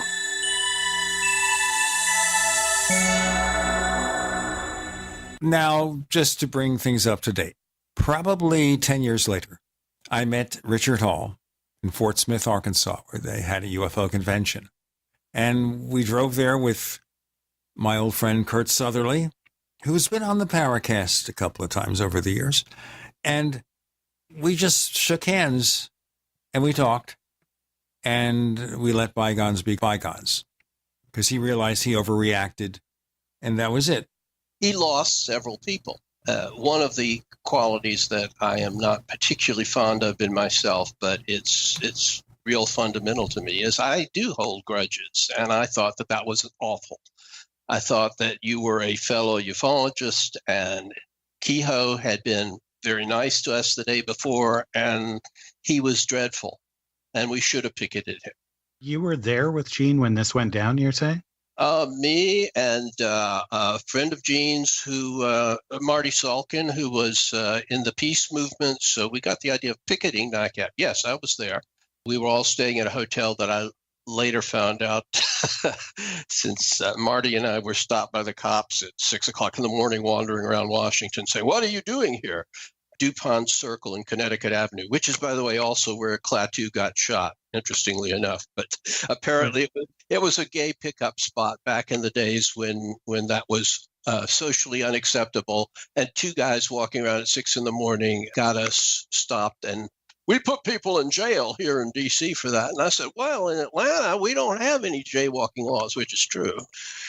And we got off with a warning, and it was only later that I found that out. But we called Ray Palmer, we called Dr. Hynek, and Jacques Vallée. So as a result of being kicked out of Richard Hall's office, we were able to parlay that into a later meeting in Chicago with those folks, and that was all very interesting and important, I think. Palmer wrote an article in his magazine Flying Saucers called "No Investigations Can Actually Proceed." Of course, that means NICAP. He also thought NICAP was a governmental front organization. I have some reason to believe that that was the case because at the time, I thought it was a ridiculous accusation. But in later years, I talked to Dewey Fournay, who had been the Pentagon monitor in the early days of Project Blue Book, I think, or Project Grudge even. And he said, yeah, the 1953 CIA panel thought that the private UFO groups were infiltrated by communists who were going to, I mean, in the terms of the times, it was not a total fantasy, but you get out of those times. It was McCarthyism, but they decided that they needed to scare UFO groups out of existence because the July 1952 flap over D.C. so flooded radars and filter centers and other means of detecting the evil Soviets who were coming to turn us into pod people or whatever they were coming to do, that they decided that UFO groups, our flying saucer groups, would be an easy mark. but for the communists. So they became instead an easy mark for the CIA. Sounds ridiculous in terms of now, but if you lived through or have studied the McCarthy era, that's the kind of thinking that went on back then that practically took us into a global thermonuclear war later. We're not going to get into the politics of now, where we have more pod people in control of government than we did then. Well, I'm not sure that that's the only place you find pod people. That's the problem. You find a lot of pod people that are staring at their little machines all the time, and I have watched it happen and am into it enough to use it. But to me, a technology is something to be used to enhance life, not to be a substitute for life. So I watch it happen, and it's partly amusing and partly a very, very sad thing. By the way, when I was in school, that is in high school,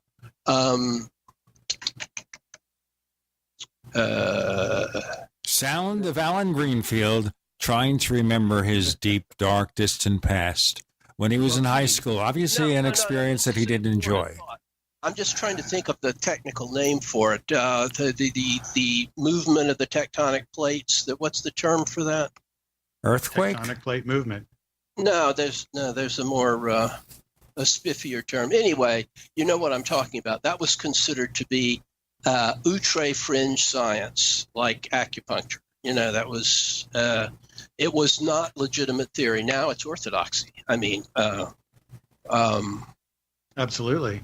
And things do change. Yeah, we learn. Well, yeah, people learn, but they don't learn from learning. They don't learn that the next big thing will also change everything. It literally changed the shape of the Earth. It changed what the Earth looked like in its primordial form, and also exposed that those few scientists who were advocating for that were marginalized, just as Velikovsky was, just as Tesla was. And that doesn't make them right, but it does mean that certain ideas are forbidden. And when orthodoxy forbids ideas, it's inherently worth looking into, in my opinion. Yeah, it's the whole academic elitist thing. That's not a very good way to go, especially if you're trying to find out what the truth is. You would think that those people, of all people, would want to be the ones to get to the bottom of it. But there is just as much politics in science as there is anywhere else. Gene, if I could just back up a bit there. So you buried the hatchet with Hall, and then you were about to tell us where it all came back around to, and we went on to something else. Can we just back up to where you can finish that? There's not much to say. I just happened to see him there, and I walked over to him, and he smiled, and I shook hands. And I said, are we burying the hatchet? And he kind of said, yes, we are. And he probably realized that he overreacted then, and therefore we just let it go. There was no reason to even bring it up. And maybe he realized what had happened. And part of it, I think, was the fact that he had developed this hatred of Jim Moseley. And this is another story. I've told this before on the Paracast, so turn the radio down low a little bit. Not too much. Or you can tell me later how I changed the story over the years. So Jim Moseley told the story, I wasn't there, that he called Nightcap about something. And Dick Hall answers. And in the middle of the conversation, Hall says, are you taping this? And Jim says, no, I don't even own a tape recorder. Which he didn't, because Jim was a Luddite, a classic Luddite. He didn't have an answering machine on his phone. He didn't have a computer. He had an electric typewriter through the end of his days. Yep. Right. So actually had a manual up to a certain point and hand justified. That was until he got really old. He hand justified every issue of Saucer News, which is to me a remarkable. Yeah. And there was only one person on the planet who can also do it. Is that you? Yes. Well, you don't, though, do you? Because it's time-consuming and it's not necessary now. The machines can think for us. Right. But you see, in those days, what we do is you type it once, mark the number of spaces you had to add to justify. Yeah. Now, when I put together Caveat Emptor, I did the same thing. And I also got a hold of one of the primitive typesetting machines called an IBM Selectric Composer. And it was the same thing. You would have to type twice. And they had two different versions, one where you did it manually, and the other where it would print it out on a punch card. And when you ran it back and played it back, it would be perfectly justified.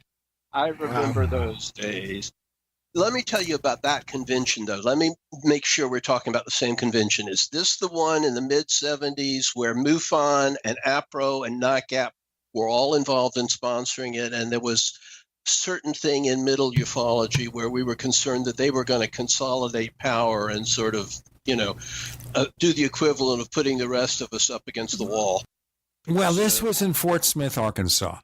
Okay, Fort Smith, right. And I met, now wait, we got another story. And then you can take it over. Okay, so I also met Carl Lorenzen and Jim Lorenzen. Now, Jim Lorenzen was a really nice guy. Carl Lorenzen was a crusty woman, and that puts it very, very mildly. But rather than tell you what happened, let's do our break. And then when we get back, we'll figure it out. With Alan Greenfield, Gene Steinberg, J. Randall Murphy. You're in the Paracast, cast.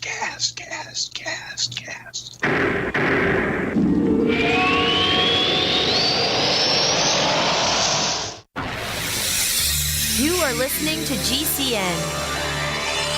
Visit GCNlive.com today. We also have swag.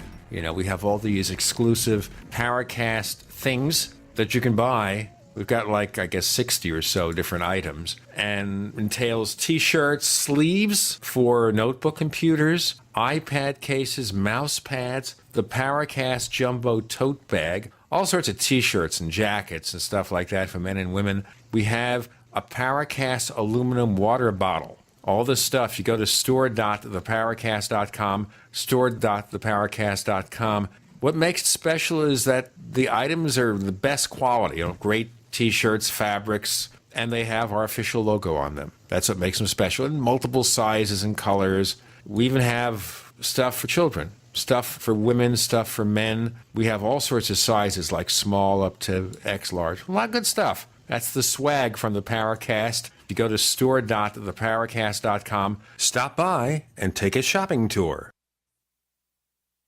Have you checked your Google search results lately? Search results are usually the first impression that people form of you or your business, so make sure that they create a positive impression with ReputationDefender.com. What the internet says about you can have a big impact on your life and your livelihood, even if it's not true. Fortunately, you can now control how you look online and in online search results with ReputationDefender.com. Call 800-831-0771 now. That's 800-831-0771 for your free reputation analysis. If you have negative material from an ex-employee, upset patient, or former client, newspaper article, legal issue, social media, or other source showing up in your search results, you can combat it with ReputationDefender.com. Our dedicated experts in patented technology can help make your online search results look their best. Call 800-831-0771 to learn more. 800-831-0771. That's 800-831-0771. Or visit ReputationDefender.com.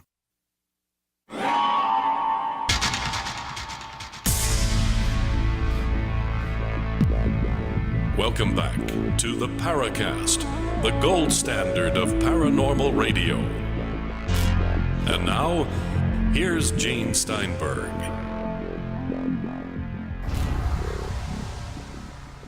Let us continue here. So, shook hands with Jim Lorenzen, seemed like a nice guy. Carl Lorenzen said, "Oh, you're the guy who ran that photo in your magazine without our permission." There's something called fair use, ladies and gentlemen. So I ran this magazine called the UFO Reporter, pre-Caveat Emptor days.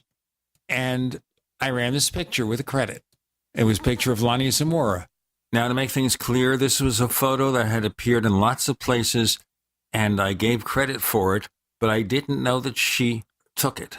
And she says, We spent $100 to take that photo. How dare you? This was, 1965.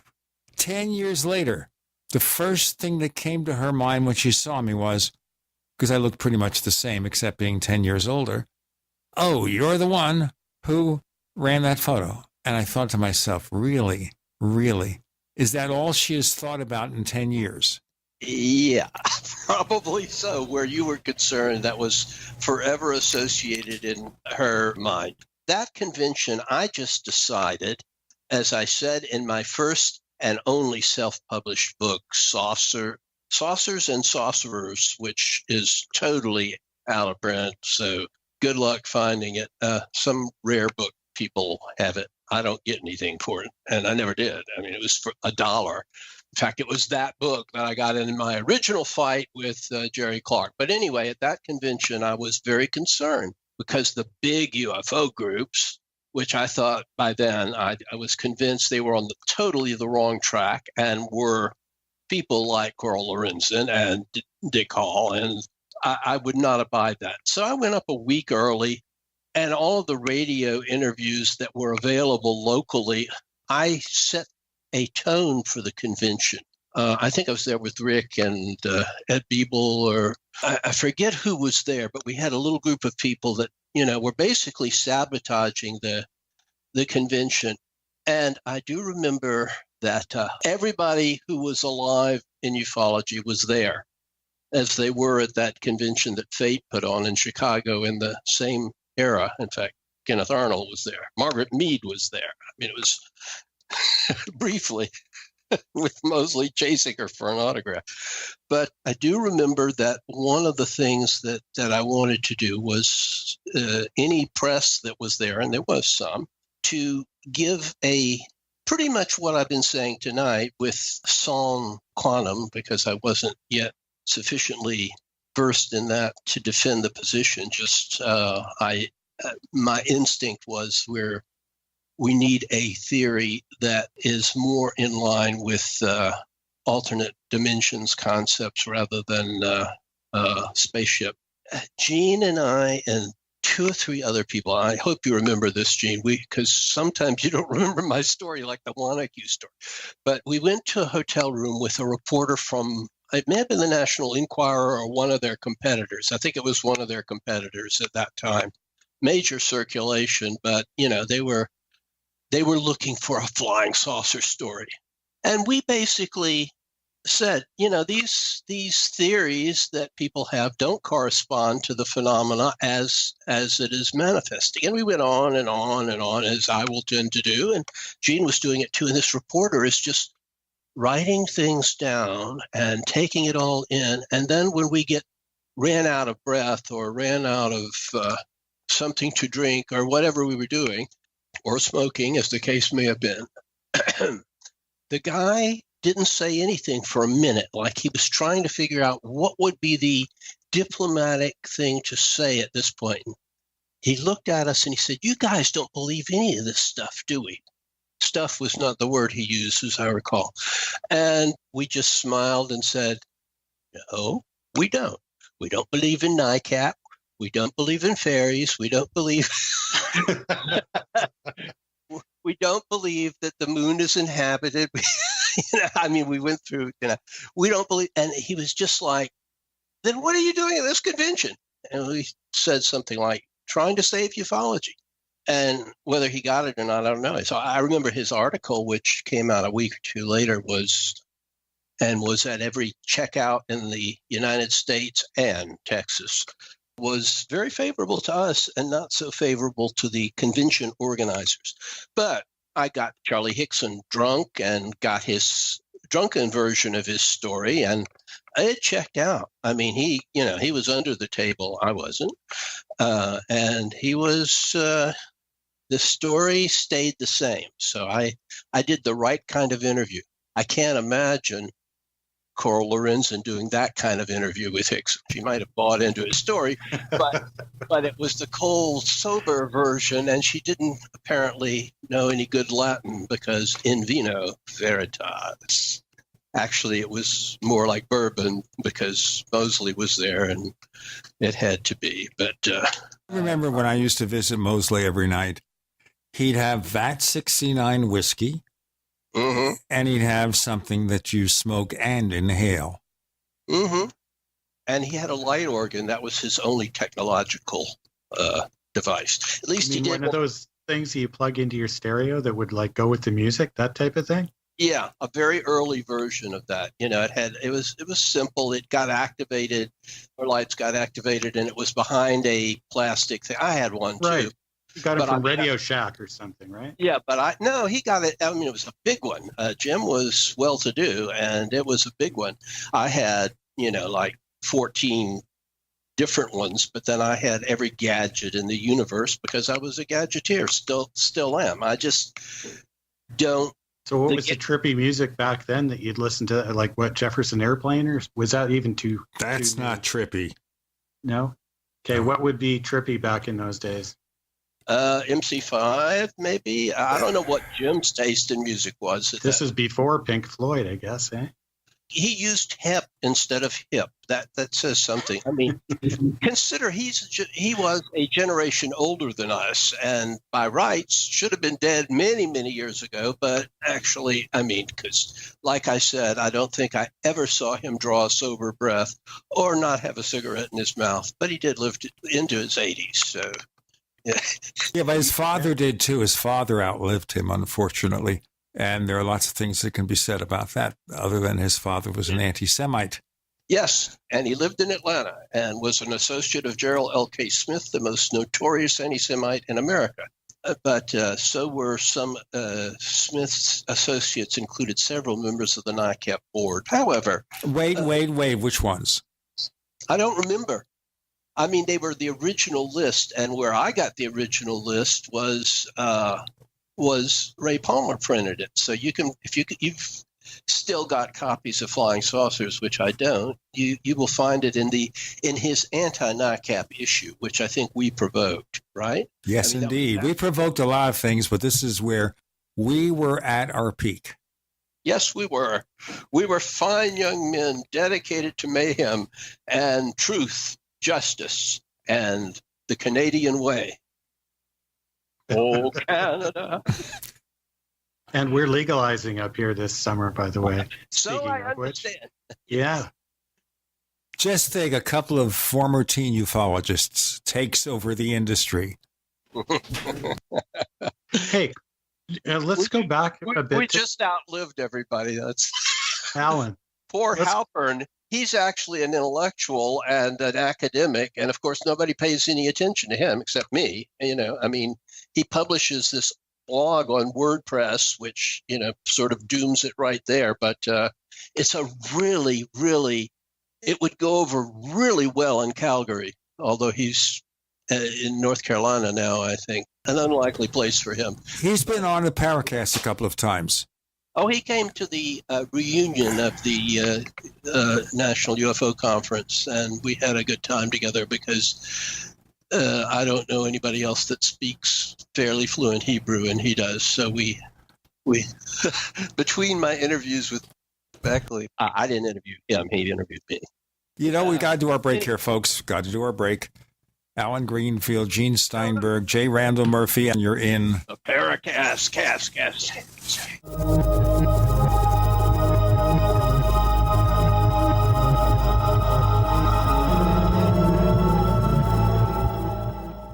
Attack of the Rockoids has been well received by critics and readers alike. It's a thrill-a-minute story you'll never forget.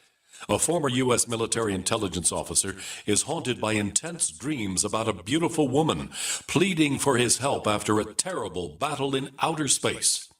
But the dreams turn out to be true and thrust him into a telepathic love affair with a woman whose faraway planet is intent on destroying the Earth. And now the gripping tale continues in The Coming of the Protectors. It's the second book of the Rockoids trilogy, a galaxy-spanning adventure that pits our hapless heroes against powerful, fanatical enemies that threaten the lives of freedom-loving beings everywhere. Attack of the Rockoids and The Coming of the Protectors, classic science fiction at its best, available now. For more details, visit rockoids.com. That's ROCKOIDS.com. paracast.com. Normal blood pressure, naturally. How would that make you feel? I'm Don from New Mexico. January of 2000, I had a heart attack. Then my real health began going downhill. I had high blood pressure, diabetes, poor vision. I wasn't sleeping well. I was a mess. Don reports dramatic improvements with Heart and Body Extract. I started taking Heart and Body Extract. From within a few days, I started sleeping better. My blood pressure normalized. My diabetes normalized. My sleep improved. Experience these benefits and more when your body heals itself with the assistance of Heart and Body Extract. Order at hbextract.com or call 866-295-5305. That's hbextract.com or call 866-295-5305. And folks, I did not expect this at all. By the 7th, 8th, and 9th day, I saw dramatic improvements from taking Heart and Body Extract. Heart and Body Extract comes with a 100% ironclad money-back guarantee. Details at hbextract.com or call 866-295-5305 for Heart and Body Extract. Want revenge on the common housefly? Well, after 10,000 years, someone has finally come up with a better way. The Bug Assault, a miniaturized shotgun, which utilizes ordinary table salt as ammunition. Non-toxic and no batteries required. So much fun, you'll forget you have a wife and kids. $39.95 and free economy shipping. Use discount code GCN and get an extra 10% off your purchase at bugassault.com. Fire your fly swatter. Get your Bug Assault today. Non-attorney paid spokesperson. Could your house go into foreclosure? Are you behind on your mortgage payments? Does it seem like the bank has no interest in helping you save your home? And you feel like you have nowhere to turn for help? Then we have good news for you. Foreclosure Protection Services can help save your home as they specialize in foreclosure assistance. That's all they do. If you're behind on your mortgage payments, being threatened with foreclosure, have been denied a loan modification, or been the victim of a predatory loan, it's critical that you call Foreclosure Protection Services now at 800-667-9035. Their network of attorneys and their agents are available to speak to you now. If you're behind on your mortgage payments, Foreclosure Protection Services can help stop the foreclosure process. Call today before it's too late. New laws are in effect that may save your home. Call Foreclosure Protection Services now at 800-667-9035. 800-667-9035. That's 800-667-9035. Healthcare reform is confusing. With the loss of the Obamacare mandate, those needing help can now choose an affordable alternative. By joining Liberty HealthShare, you're part of a community of health-conscious Americans all over the country who control their own healthcare costs and choices. Liberty HealthShare is not insurance. It is an association of self-pay patients who unite with like-minded people to share the cost of their medical needs. Neighbor helping neighbor. Learn more now by going to libertyoncall.org. That's libertyoncall.org. We'd like to hear from you. If you have a comment or question about the Paracast, send it to news@theparacast.com. That's news@theparacast.com. And don't forget to visit our famous Paracast community forums at forum.theparacast.com. This is apropos of nothing. So it's obvious that we can have David Halpern and Alan Greenfield speak Hebrew. I saw this recording that was made of Leonard Nimoy, maybe a year or two before he died, speaking Yiddish. The entire interview was in Yiddish. Billie Holiday speaking Yiddish. It's contagious. Go ahead. So let's see. Yiddish is contagious. Of course. So how does that relate to UFOs? You got me there. The golem, the Dybbuk, are both phenomena that are nearly identical to the phenomena that you have in abduction cases. Zoigetis. So therefore, E.T. speaks Yiddish. Only if you ask him to.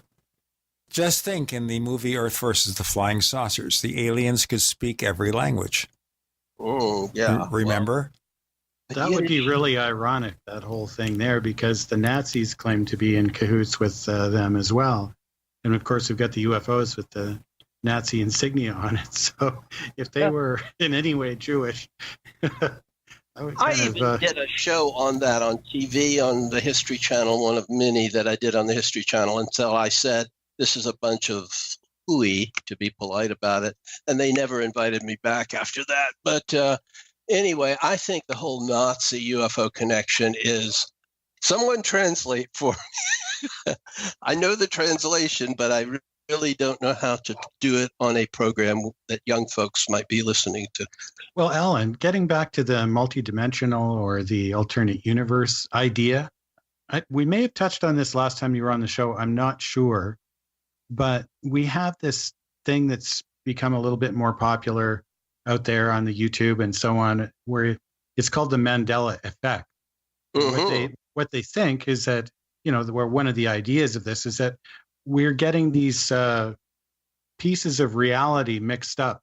Some people maybe slide through some kind of a sliding door into another reality where it seems to be the same, and then yet certain things are just different. What's your take on that? Is it just people's bad memory, or do you think there could be something to this? I think that most of them are, in fact, being forgetful about something and remembering Nelson Mandela was in jail, and then he got out of jail, and then he became the president of South Africa. I mean, that's a pretty big climb, aside from anything else that you might say about it.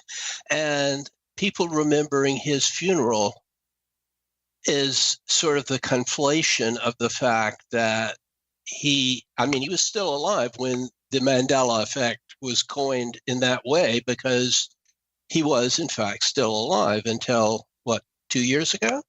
5 years ago, maybe. Time. Yeah, in your reality, I'm one of those people that remember both. And I've talked to a few other people who remember both. They go, yeah, I remember he died in jail and there was a big funeral and everything. And this is what I remembered, because I was, when he was let out of jail, I was like, what's going on here? Because I was one of those people who had remembered his whole memoriam thing. Well, so there's no conflating. You can't really conflate something that hasn't happened yet, right? You can have them, if you know what I'm saying. I mean, you could conflate some other South African activist, like what was the one that was killed in the middle of the anti-apartheid struggle, and there was a big funeral for him, and you may have seen or heard about that. But I'm not going to try to rationalize it. I mean, I'm just saying that often, maybe I picked a poor example because you have a better memory of that. But like Billy Graham's funeral, Billy Graham died 3 times. I mean, he finally actually died, but he was, like pushing 100 at the time. In fact, he outlived his time. It was a little sad. He barely made a ripple on the news. Bill Maher said he was glad he was dead or something, but that was. Well, I guess maybe just to make it a little more interesting, the story you were telling about, there was the gray little man that was seen walking past some people. Okay, so I'm thinking that if there is some truth to this interdimensional or alternate universe hypothesis, that maybe it's the same situation for them in many cases as it is for us. In other words, he might find himself, this little alien guy, walking along through some familiar path wherever his universe is, and then suddenly find himself walking down a street wherever going, what the heck is this? And then just disappearing back into his realm and then telling the same story on that side. Like, I was just in this place. I have no idea where it is or where it was. Maybe it's just as mysterious to them as it is to us. Yeah, I think that's probably the explanation for a lot of those cases in terms of memories that don't jibe with the historical record, the recent historical record. I like to say we can't agree about the last war. How are we going to agree about things that happened 1,000 years ago?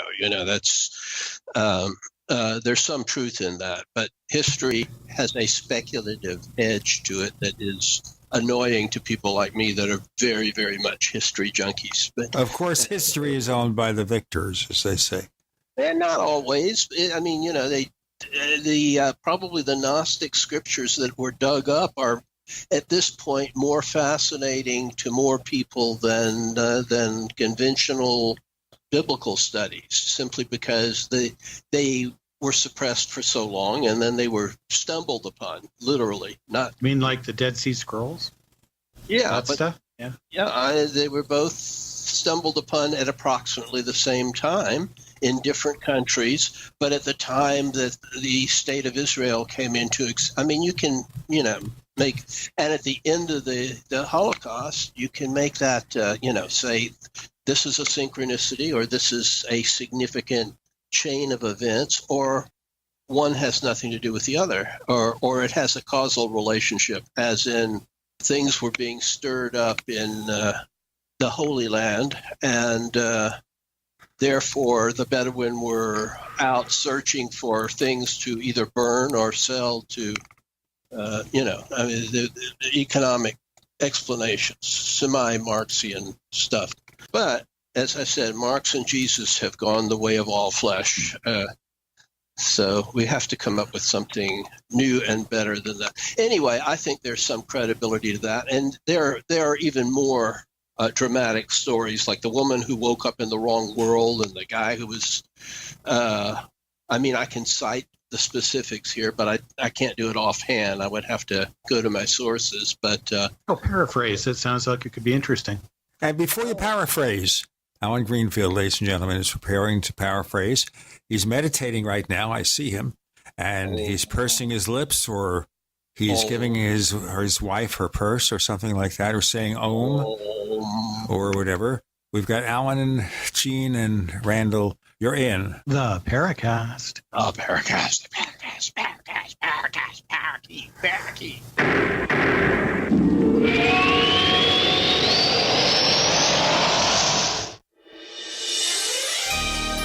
Thank you for listening to GCN.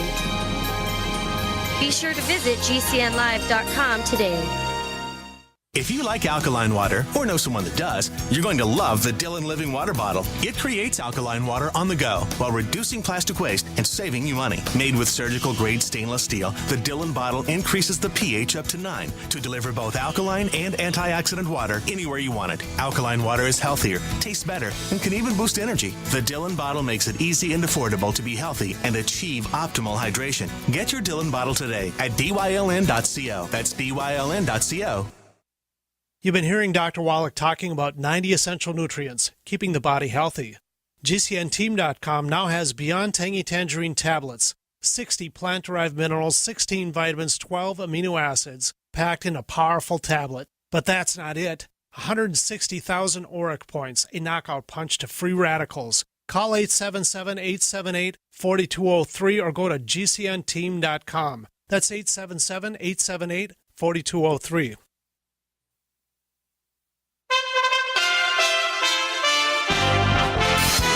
USA Radio News. All eyes on Monday around President Trump's meeting with Russian President Vladimir Putin.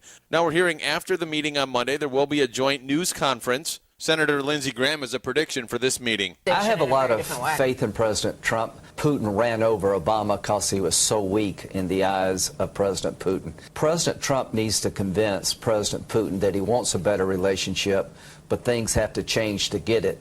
And at the end of the day, Putin doesn't respect Trump. This will be a failed summit. I believe that President Trump is going to lay out what a good relationship will look like and challenge Putin to get there. And if he fails to get there, that Trump's going to convince him, unlike Bush, unlike Obama, you'll pay a price on my watch. A new Gallup survey shows that 62% of Americans believe China's trade policy towards the United States is unfair. This is USA Radio News. Attention business owners and independent contractors. This is a money-saving message from Tax Mediation Services. If your business owes $20,000 or more in taxes, we can help you today, right now. Listen, dealing with the IRS is no picnic. It's an intimidating and extremely stressful process, and you don't want to go it alone. Our attorneys know every law, every tax break, and every possible opportunity to help you resolve and reduce your tax debt. And if you owe more than $20,000, chances you may be at the top of their hit list. So don't take your tax debt lightly, because it will not go away on its own. The IRS can seize your bank accounts, your home, and even shut down your business. Call our tax experts today at 1-800-204-2650 and let us deal with the IRS while you focus on your business. That's 1-800-204-2650. Again, 800-204-2650. I tried other brands, but I came back to my Sunshine. For the best hot or cold pain relief, get the best. Get a Sunny Bay heating pad. Sometimes life can be a pain in the neck, or back, or shoulder. And the best relief for that pain is a Sunny Bay heating pad. Did you know that the American College of Physicians said that one of the best ways to treat muscle pain is heat therapy? Sunny Bay heating pads are handmade with high quality, can be used at home or at work, and have a lifetime 100% positive rating on both Amazon and Etsy. Why take another pill? Many people use our Sunny Bay heating pads alone and got rid of the neck pain. Long distance travel or long hours in front of a computer can take its toll on your body. Our homegrown small business tries to help people just like us. That's why we design and test our handmade products with great care before we introduce them to the public. You can easily find Sunny Bay heating pads on Amazon. Just go to Amazon.com and search for Sunny Bay heating pads.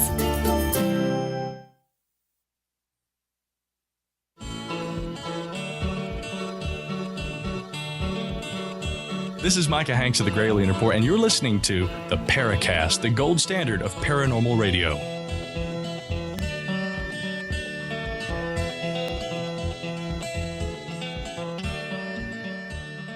So, Alan, want a cracker? Alan, want a cracker? Parapsychology. Yeah.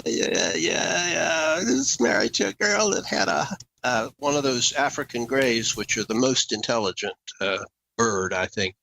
And it would say things like, "Hey, come here." And if you went over it, it'd bite you with its great big beak. Just thought I would pass that along to.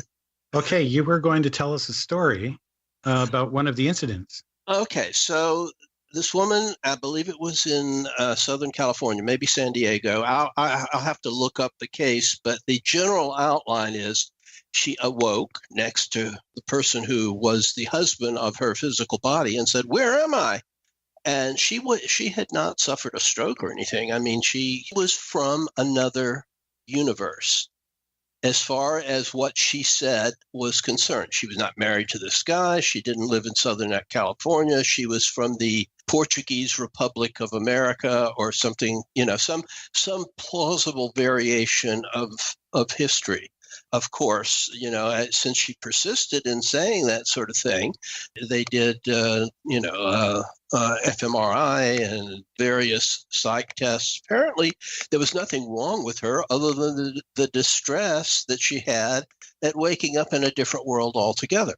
Another story of the same sort was a guy who was driving to his hometown. It sounds like a Twilight Zone episode, but it's not. It actually happened.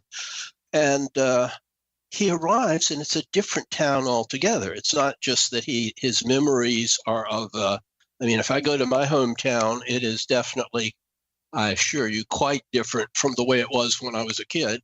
But you can tell this was a different town altogether, with different streets and but with the same name and the same geographical location.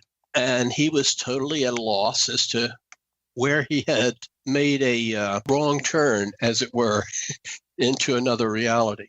And then, of course, there's the famous case in Japan of the guy who came from a country that doesn't exist. Tuareg, I think, was the name of the country he was from. And then, of course, he had a passport. It looked legitimate. He had plausible stories about this place. And he'd just gotten off a plane. And there was the man from Tuareg. And I believe if I remember right, he just vanished shortly thereafter. So maybe all of these are cases of, if they're not deceptions or cases of mental illness, maybe they're all people that the difference between realities is very, very permeable, much more so than we generally realize. And that, in fact, reality is on very shaky grounds, and that more than occasionally things slide in from other realities and out to other realities. And it happens so often that it's just part of our world. We kind of filter it out because if we thought too much about it, we might not be able to handle it. But a dramatic example like the ones I was citing, and people will, glam on those. I have several that are, personal to me that. Well, let's hear one. Well, they are personal. I mean, I'll tell you one, and you'll see what level of sensitivity they are. Jean knew my parents, and my mother outlived my father by 25 years, and she had a strange, not strange in the supernatural sense, just a hard to diagnose illness for a while, that after which we got to be buds a lot better. That is, there was a lot more candor, and she told me a lot of stuff about my father that I had never known, and it was strange stuff. But then she told me that he had died of pancreatic cancer. Well, he didn't. My memory is very clear. He died of stomach cancer. Now, granted that they are nearby organs and some of the symptoms are the same, but this was something that she was saying as well. It was stomach cancer, a slow-growing, long-term thing, and he spent a year dying, so it was most unpleasant. You don't forget stuff like that. Well, neither would my mother. She was sharp as a tack to the end of her life. And yet we remembered it very differently. Now, I have a shallow theory as to what may have been a conflation on her part. Couldn't be me. I'm never wrong. But that's a very, very strange thing. I mean, that's an important event in both of our lives, and yet we remembered it a different diagnosis altogether. Yeah, people seem to have those types of experiences like that, where it can be really dramatic, like the initial stories you were telling, or it can just be simple things like a person spontaneous dematerialization of stuff. You say drop something, or you place something somewhere, and you know that you placed it there. You go back and you look, and it's just not there, and there's no explanation for why it's not there. And 6 weeks later, it shows up exactly where you'd looked 100 times. Mm-hmm. That sort of thing. And I think just about everyone has experienced that in their life. Either that or I need to get therapy. I'm not sure. No, I've had that experience. Now, I've had, like, when I moved from the little redneck town that I was living in to the Jewish tower, some things got misplaced, and I have since found most of them. And if I don't find them, I assume that my son, who was living there as well, may have gotten them. Or they're somewhere here, but I've not unpacked everything. And like I said, I've found some of the things that I was missing. So that's not the same. And the white sock and the one sock in the dryer, probably not going to another universe. It's picking up static electricity and clinging to some shirt somewhere. And if it shows up eventually, okay. If it doesn't, it was in the shirt.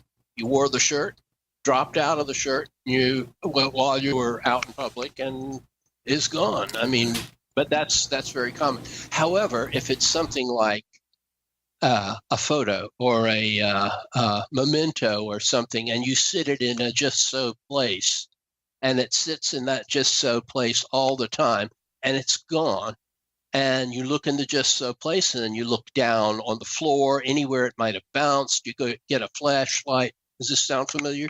You get a flashlight, you look around for it, isn't there. 3 weeks later, you go to get something else in the cabinet, and there it is. That's where it was supposed to be in the first place. So is somebody playing a trick on you? Possibly, but who has access? If nobody has access, it's very strange. Let me give you the story. My story, reading glasses. I have reading glasses and contact lenses and glasses with progressive lenses. And so I took off my reading glasses, and returned back to my office area, and they're gone. I have a second set. Didn't make a big difference. But where are my reading glasses? And I asked Barbara, where are they? I don't know. I didn't steal them. First comment, are you saying I stole them? No, I didn't say that. I just don't know where they are.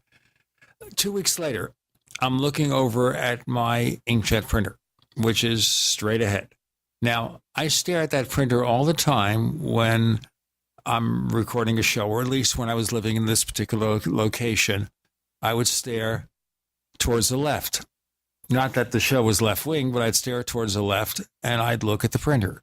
Right in front of the printer, I found the glasses. Now, I looked at that printer between the time they disappeared and the time I saw them again, probably 50 times. But suddenly they appeared, and this is going to make us disappear for a couple of minutes. A strange power called commercials. With Gene Steinberg, Randall Murphy, Alan Greenfield, you're in Paracast, cast.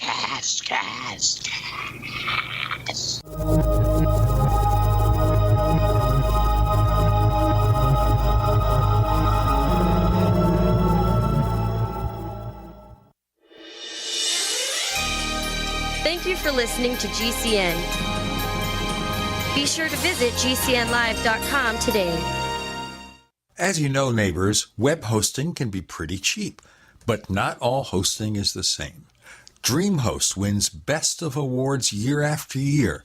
You get unlimited disk space, unlimited bandwidth, and even the low-cost plans put your sites on high-performance SSDs. Want to know more about what DreamHost has to offer? Go to technightowl.com/host. Once again, that's technightowl.com/host. First came Attack of the Rockoids, and it was a critically acclaimed success. And now there's The Coming of the Protectors. A former military intelligence man is contacted by a space woman in a dream that turns out to be a nightmare because evil forces on her distant planet are planning to conquer the Earth. This is gripping science fiction of the classic kind. Attack of the Rockoids and The Coming of the Protectors. Find out more at rockoids.com. That's Rockoids, ROCKOIDS.com.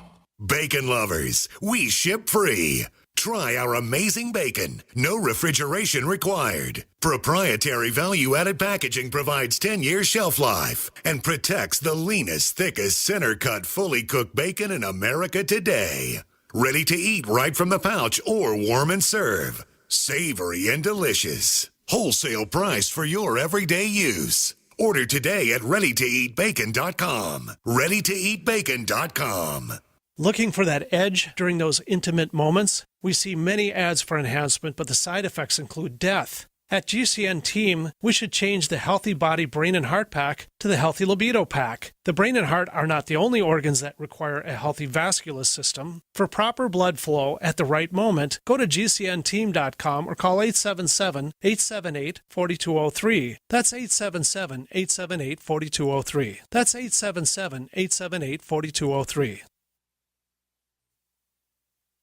Hi, I'm Dan Pilla. I started fighting the IRS over 40 years ago when they tried to seize my mother's house. I sued the IRS and won. I beat the IRS then, and I've been beating them ever since. I wrote the book on tax debt settlement, and I've helped thousands of people deal with tax problems they thought might never be solved. I can help you too. If you owe taxes you can't pay, don't wait another day. There's no such thing as a hopeless tax case. Call 800-34-NO-TAX or go to my website, danpilla.com. That's danpilla.com, danpilla.com. Have you checked your Google search results lately? Search results are usually the first impression that people form of you or your business, so make sure that they create a positive impression with ReputationDefender.com. What the internet says about you can have a big impact on your life and your livelihood, even if it's not true. Fortunately, you can now control how you look online and in online search results with ReputationDefender.com. Call 800-831-0771 now. That's 800-831-0771 for your free reputation reputation analysis. If you have negative material from an ex-employee, upset patient, or former client, newspaper article, legal issue, social media, or other source showing up in your search results, you can combat it with ReputationDefender.com. Our dedicated experts in patented technology can help make your online search results look their best. Call 800-831-0771 to learn more. 800-831-0771. That's 800-831-0771. Or visit ReputationDefender.com. Hunters, anglers, campers, and survivalists. Get back to nature. Expand your horizons with the highest quality, most versatile, unique slingshots and sling bows on the market at slingbow.com. Slingbow products are compact and models start from just $17.98. They're perfect for your bug-out bag or storing in your vehicle. Give yourself and your loved ones the excitement and tradition of slingbow, a new frontier in archery and truly modern twist on this primitive survival tool. Feel the thrill only at slingbow.com.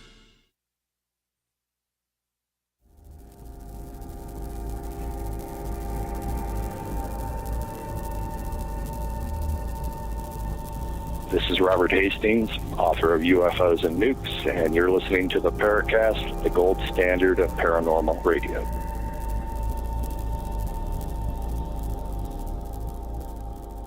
When Alan Greenfield does that voice, I think his head's going to start spinning around. How do you know it isn't? We're not on video. I don't have a camera at the moment. Yes, but I could see you. You see my hand coming in through the liquid coating on your computer screen?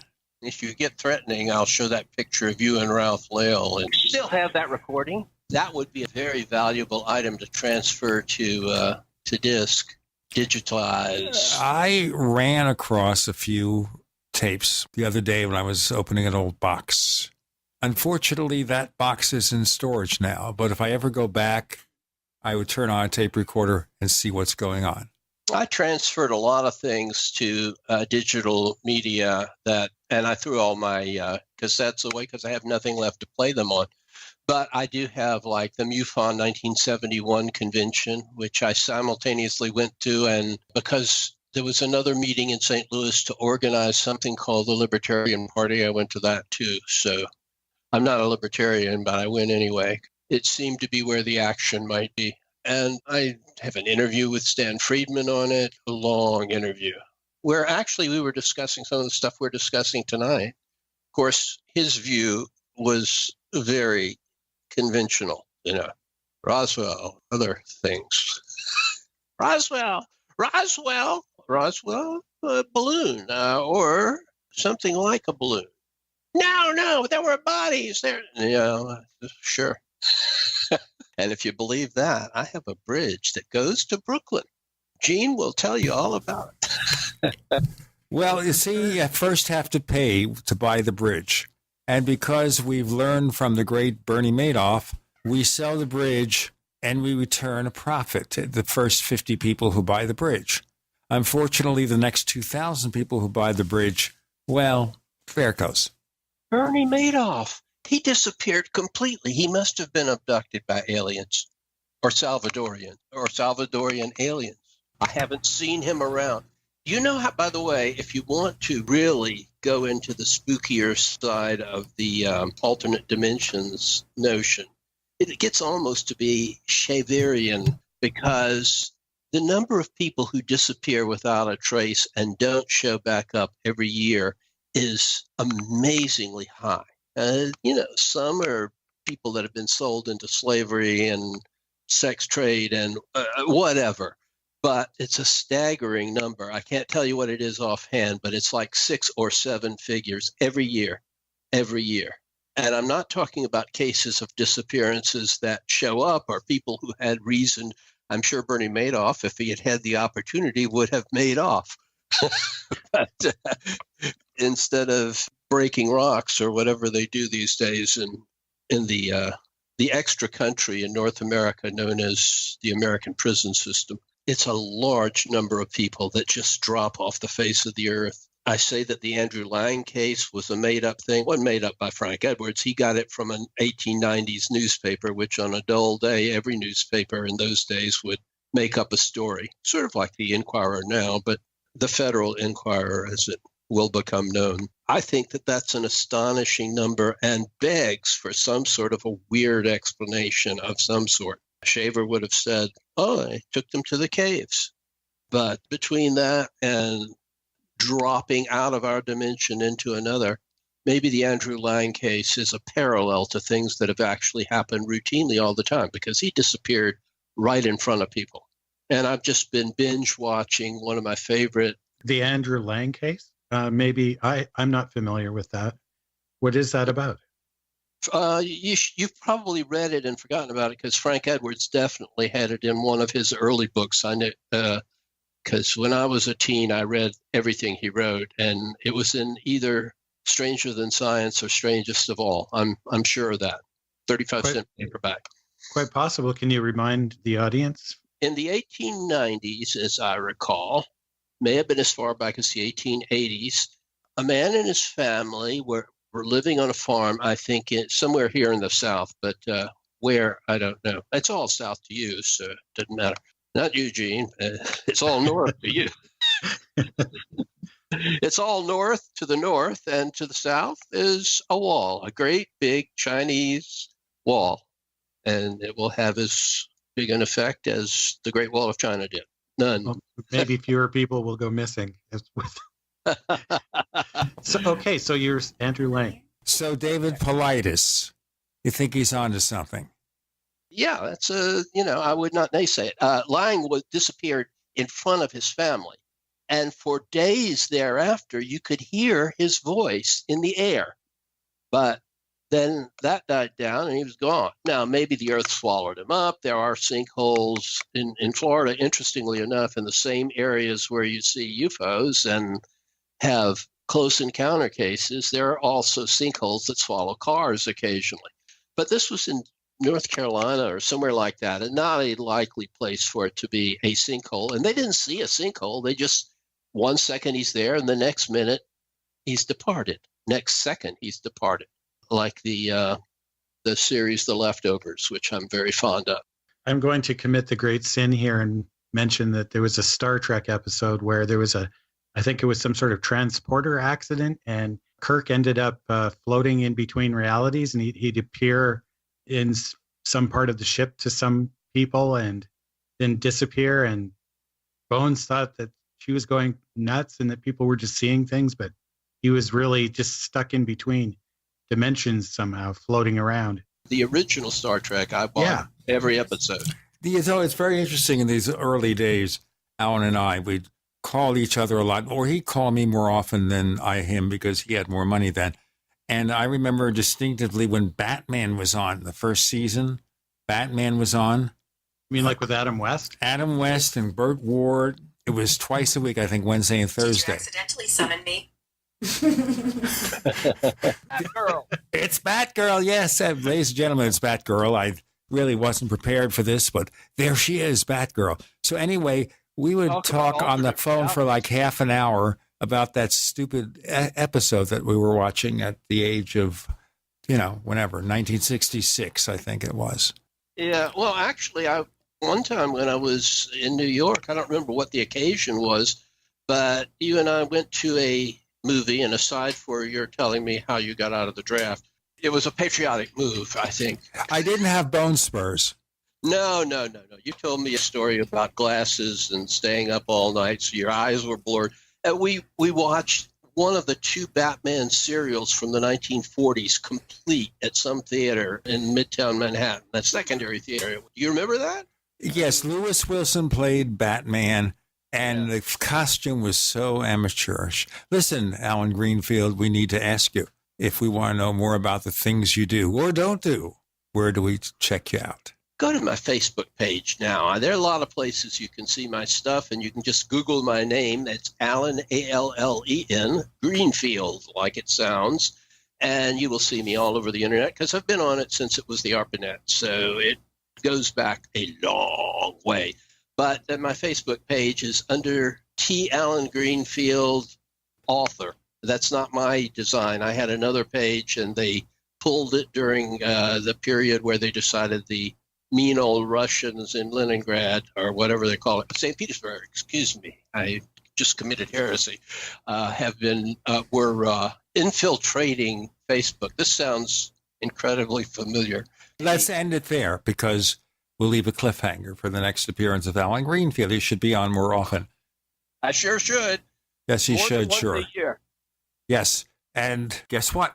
Alan and Randall will be featured also on this week's After the Paracast to continue this discussion.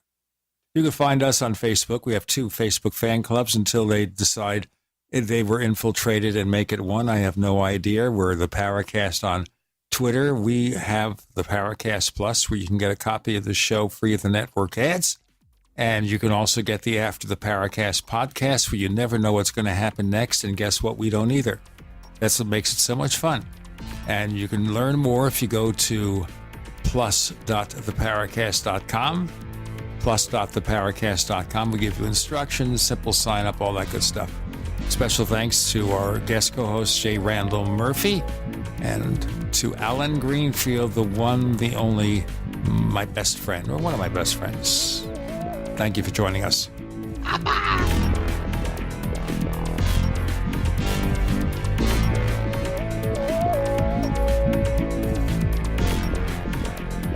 The Paracast, featuring Gene Steinberg and Christopher O'Brien, is a copyrighted presentation of Making the Impossible, Incorporated. Tune in next week for a new adventure in The Paracast.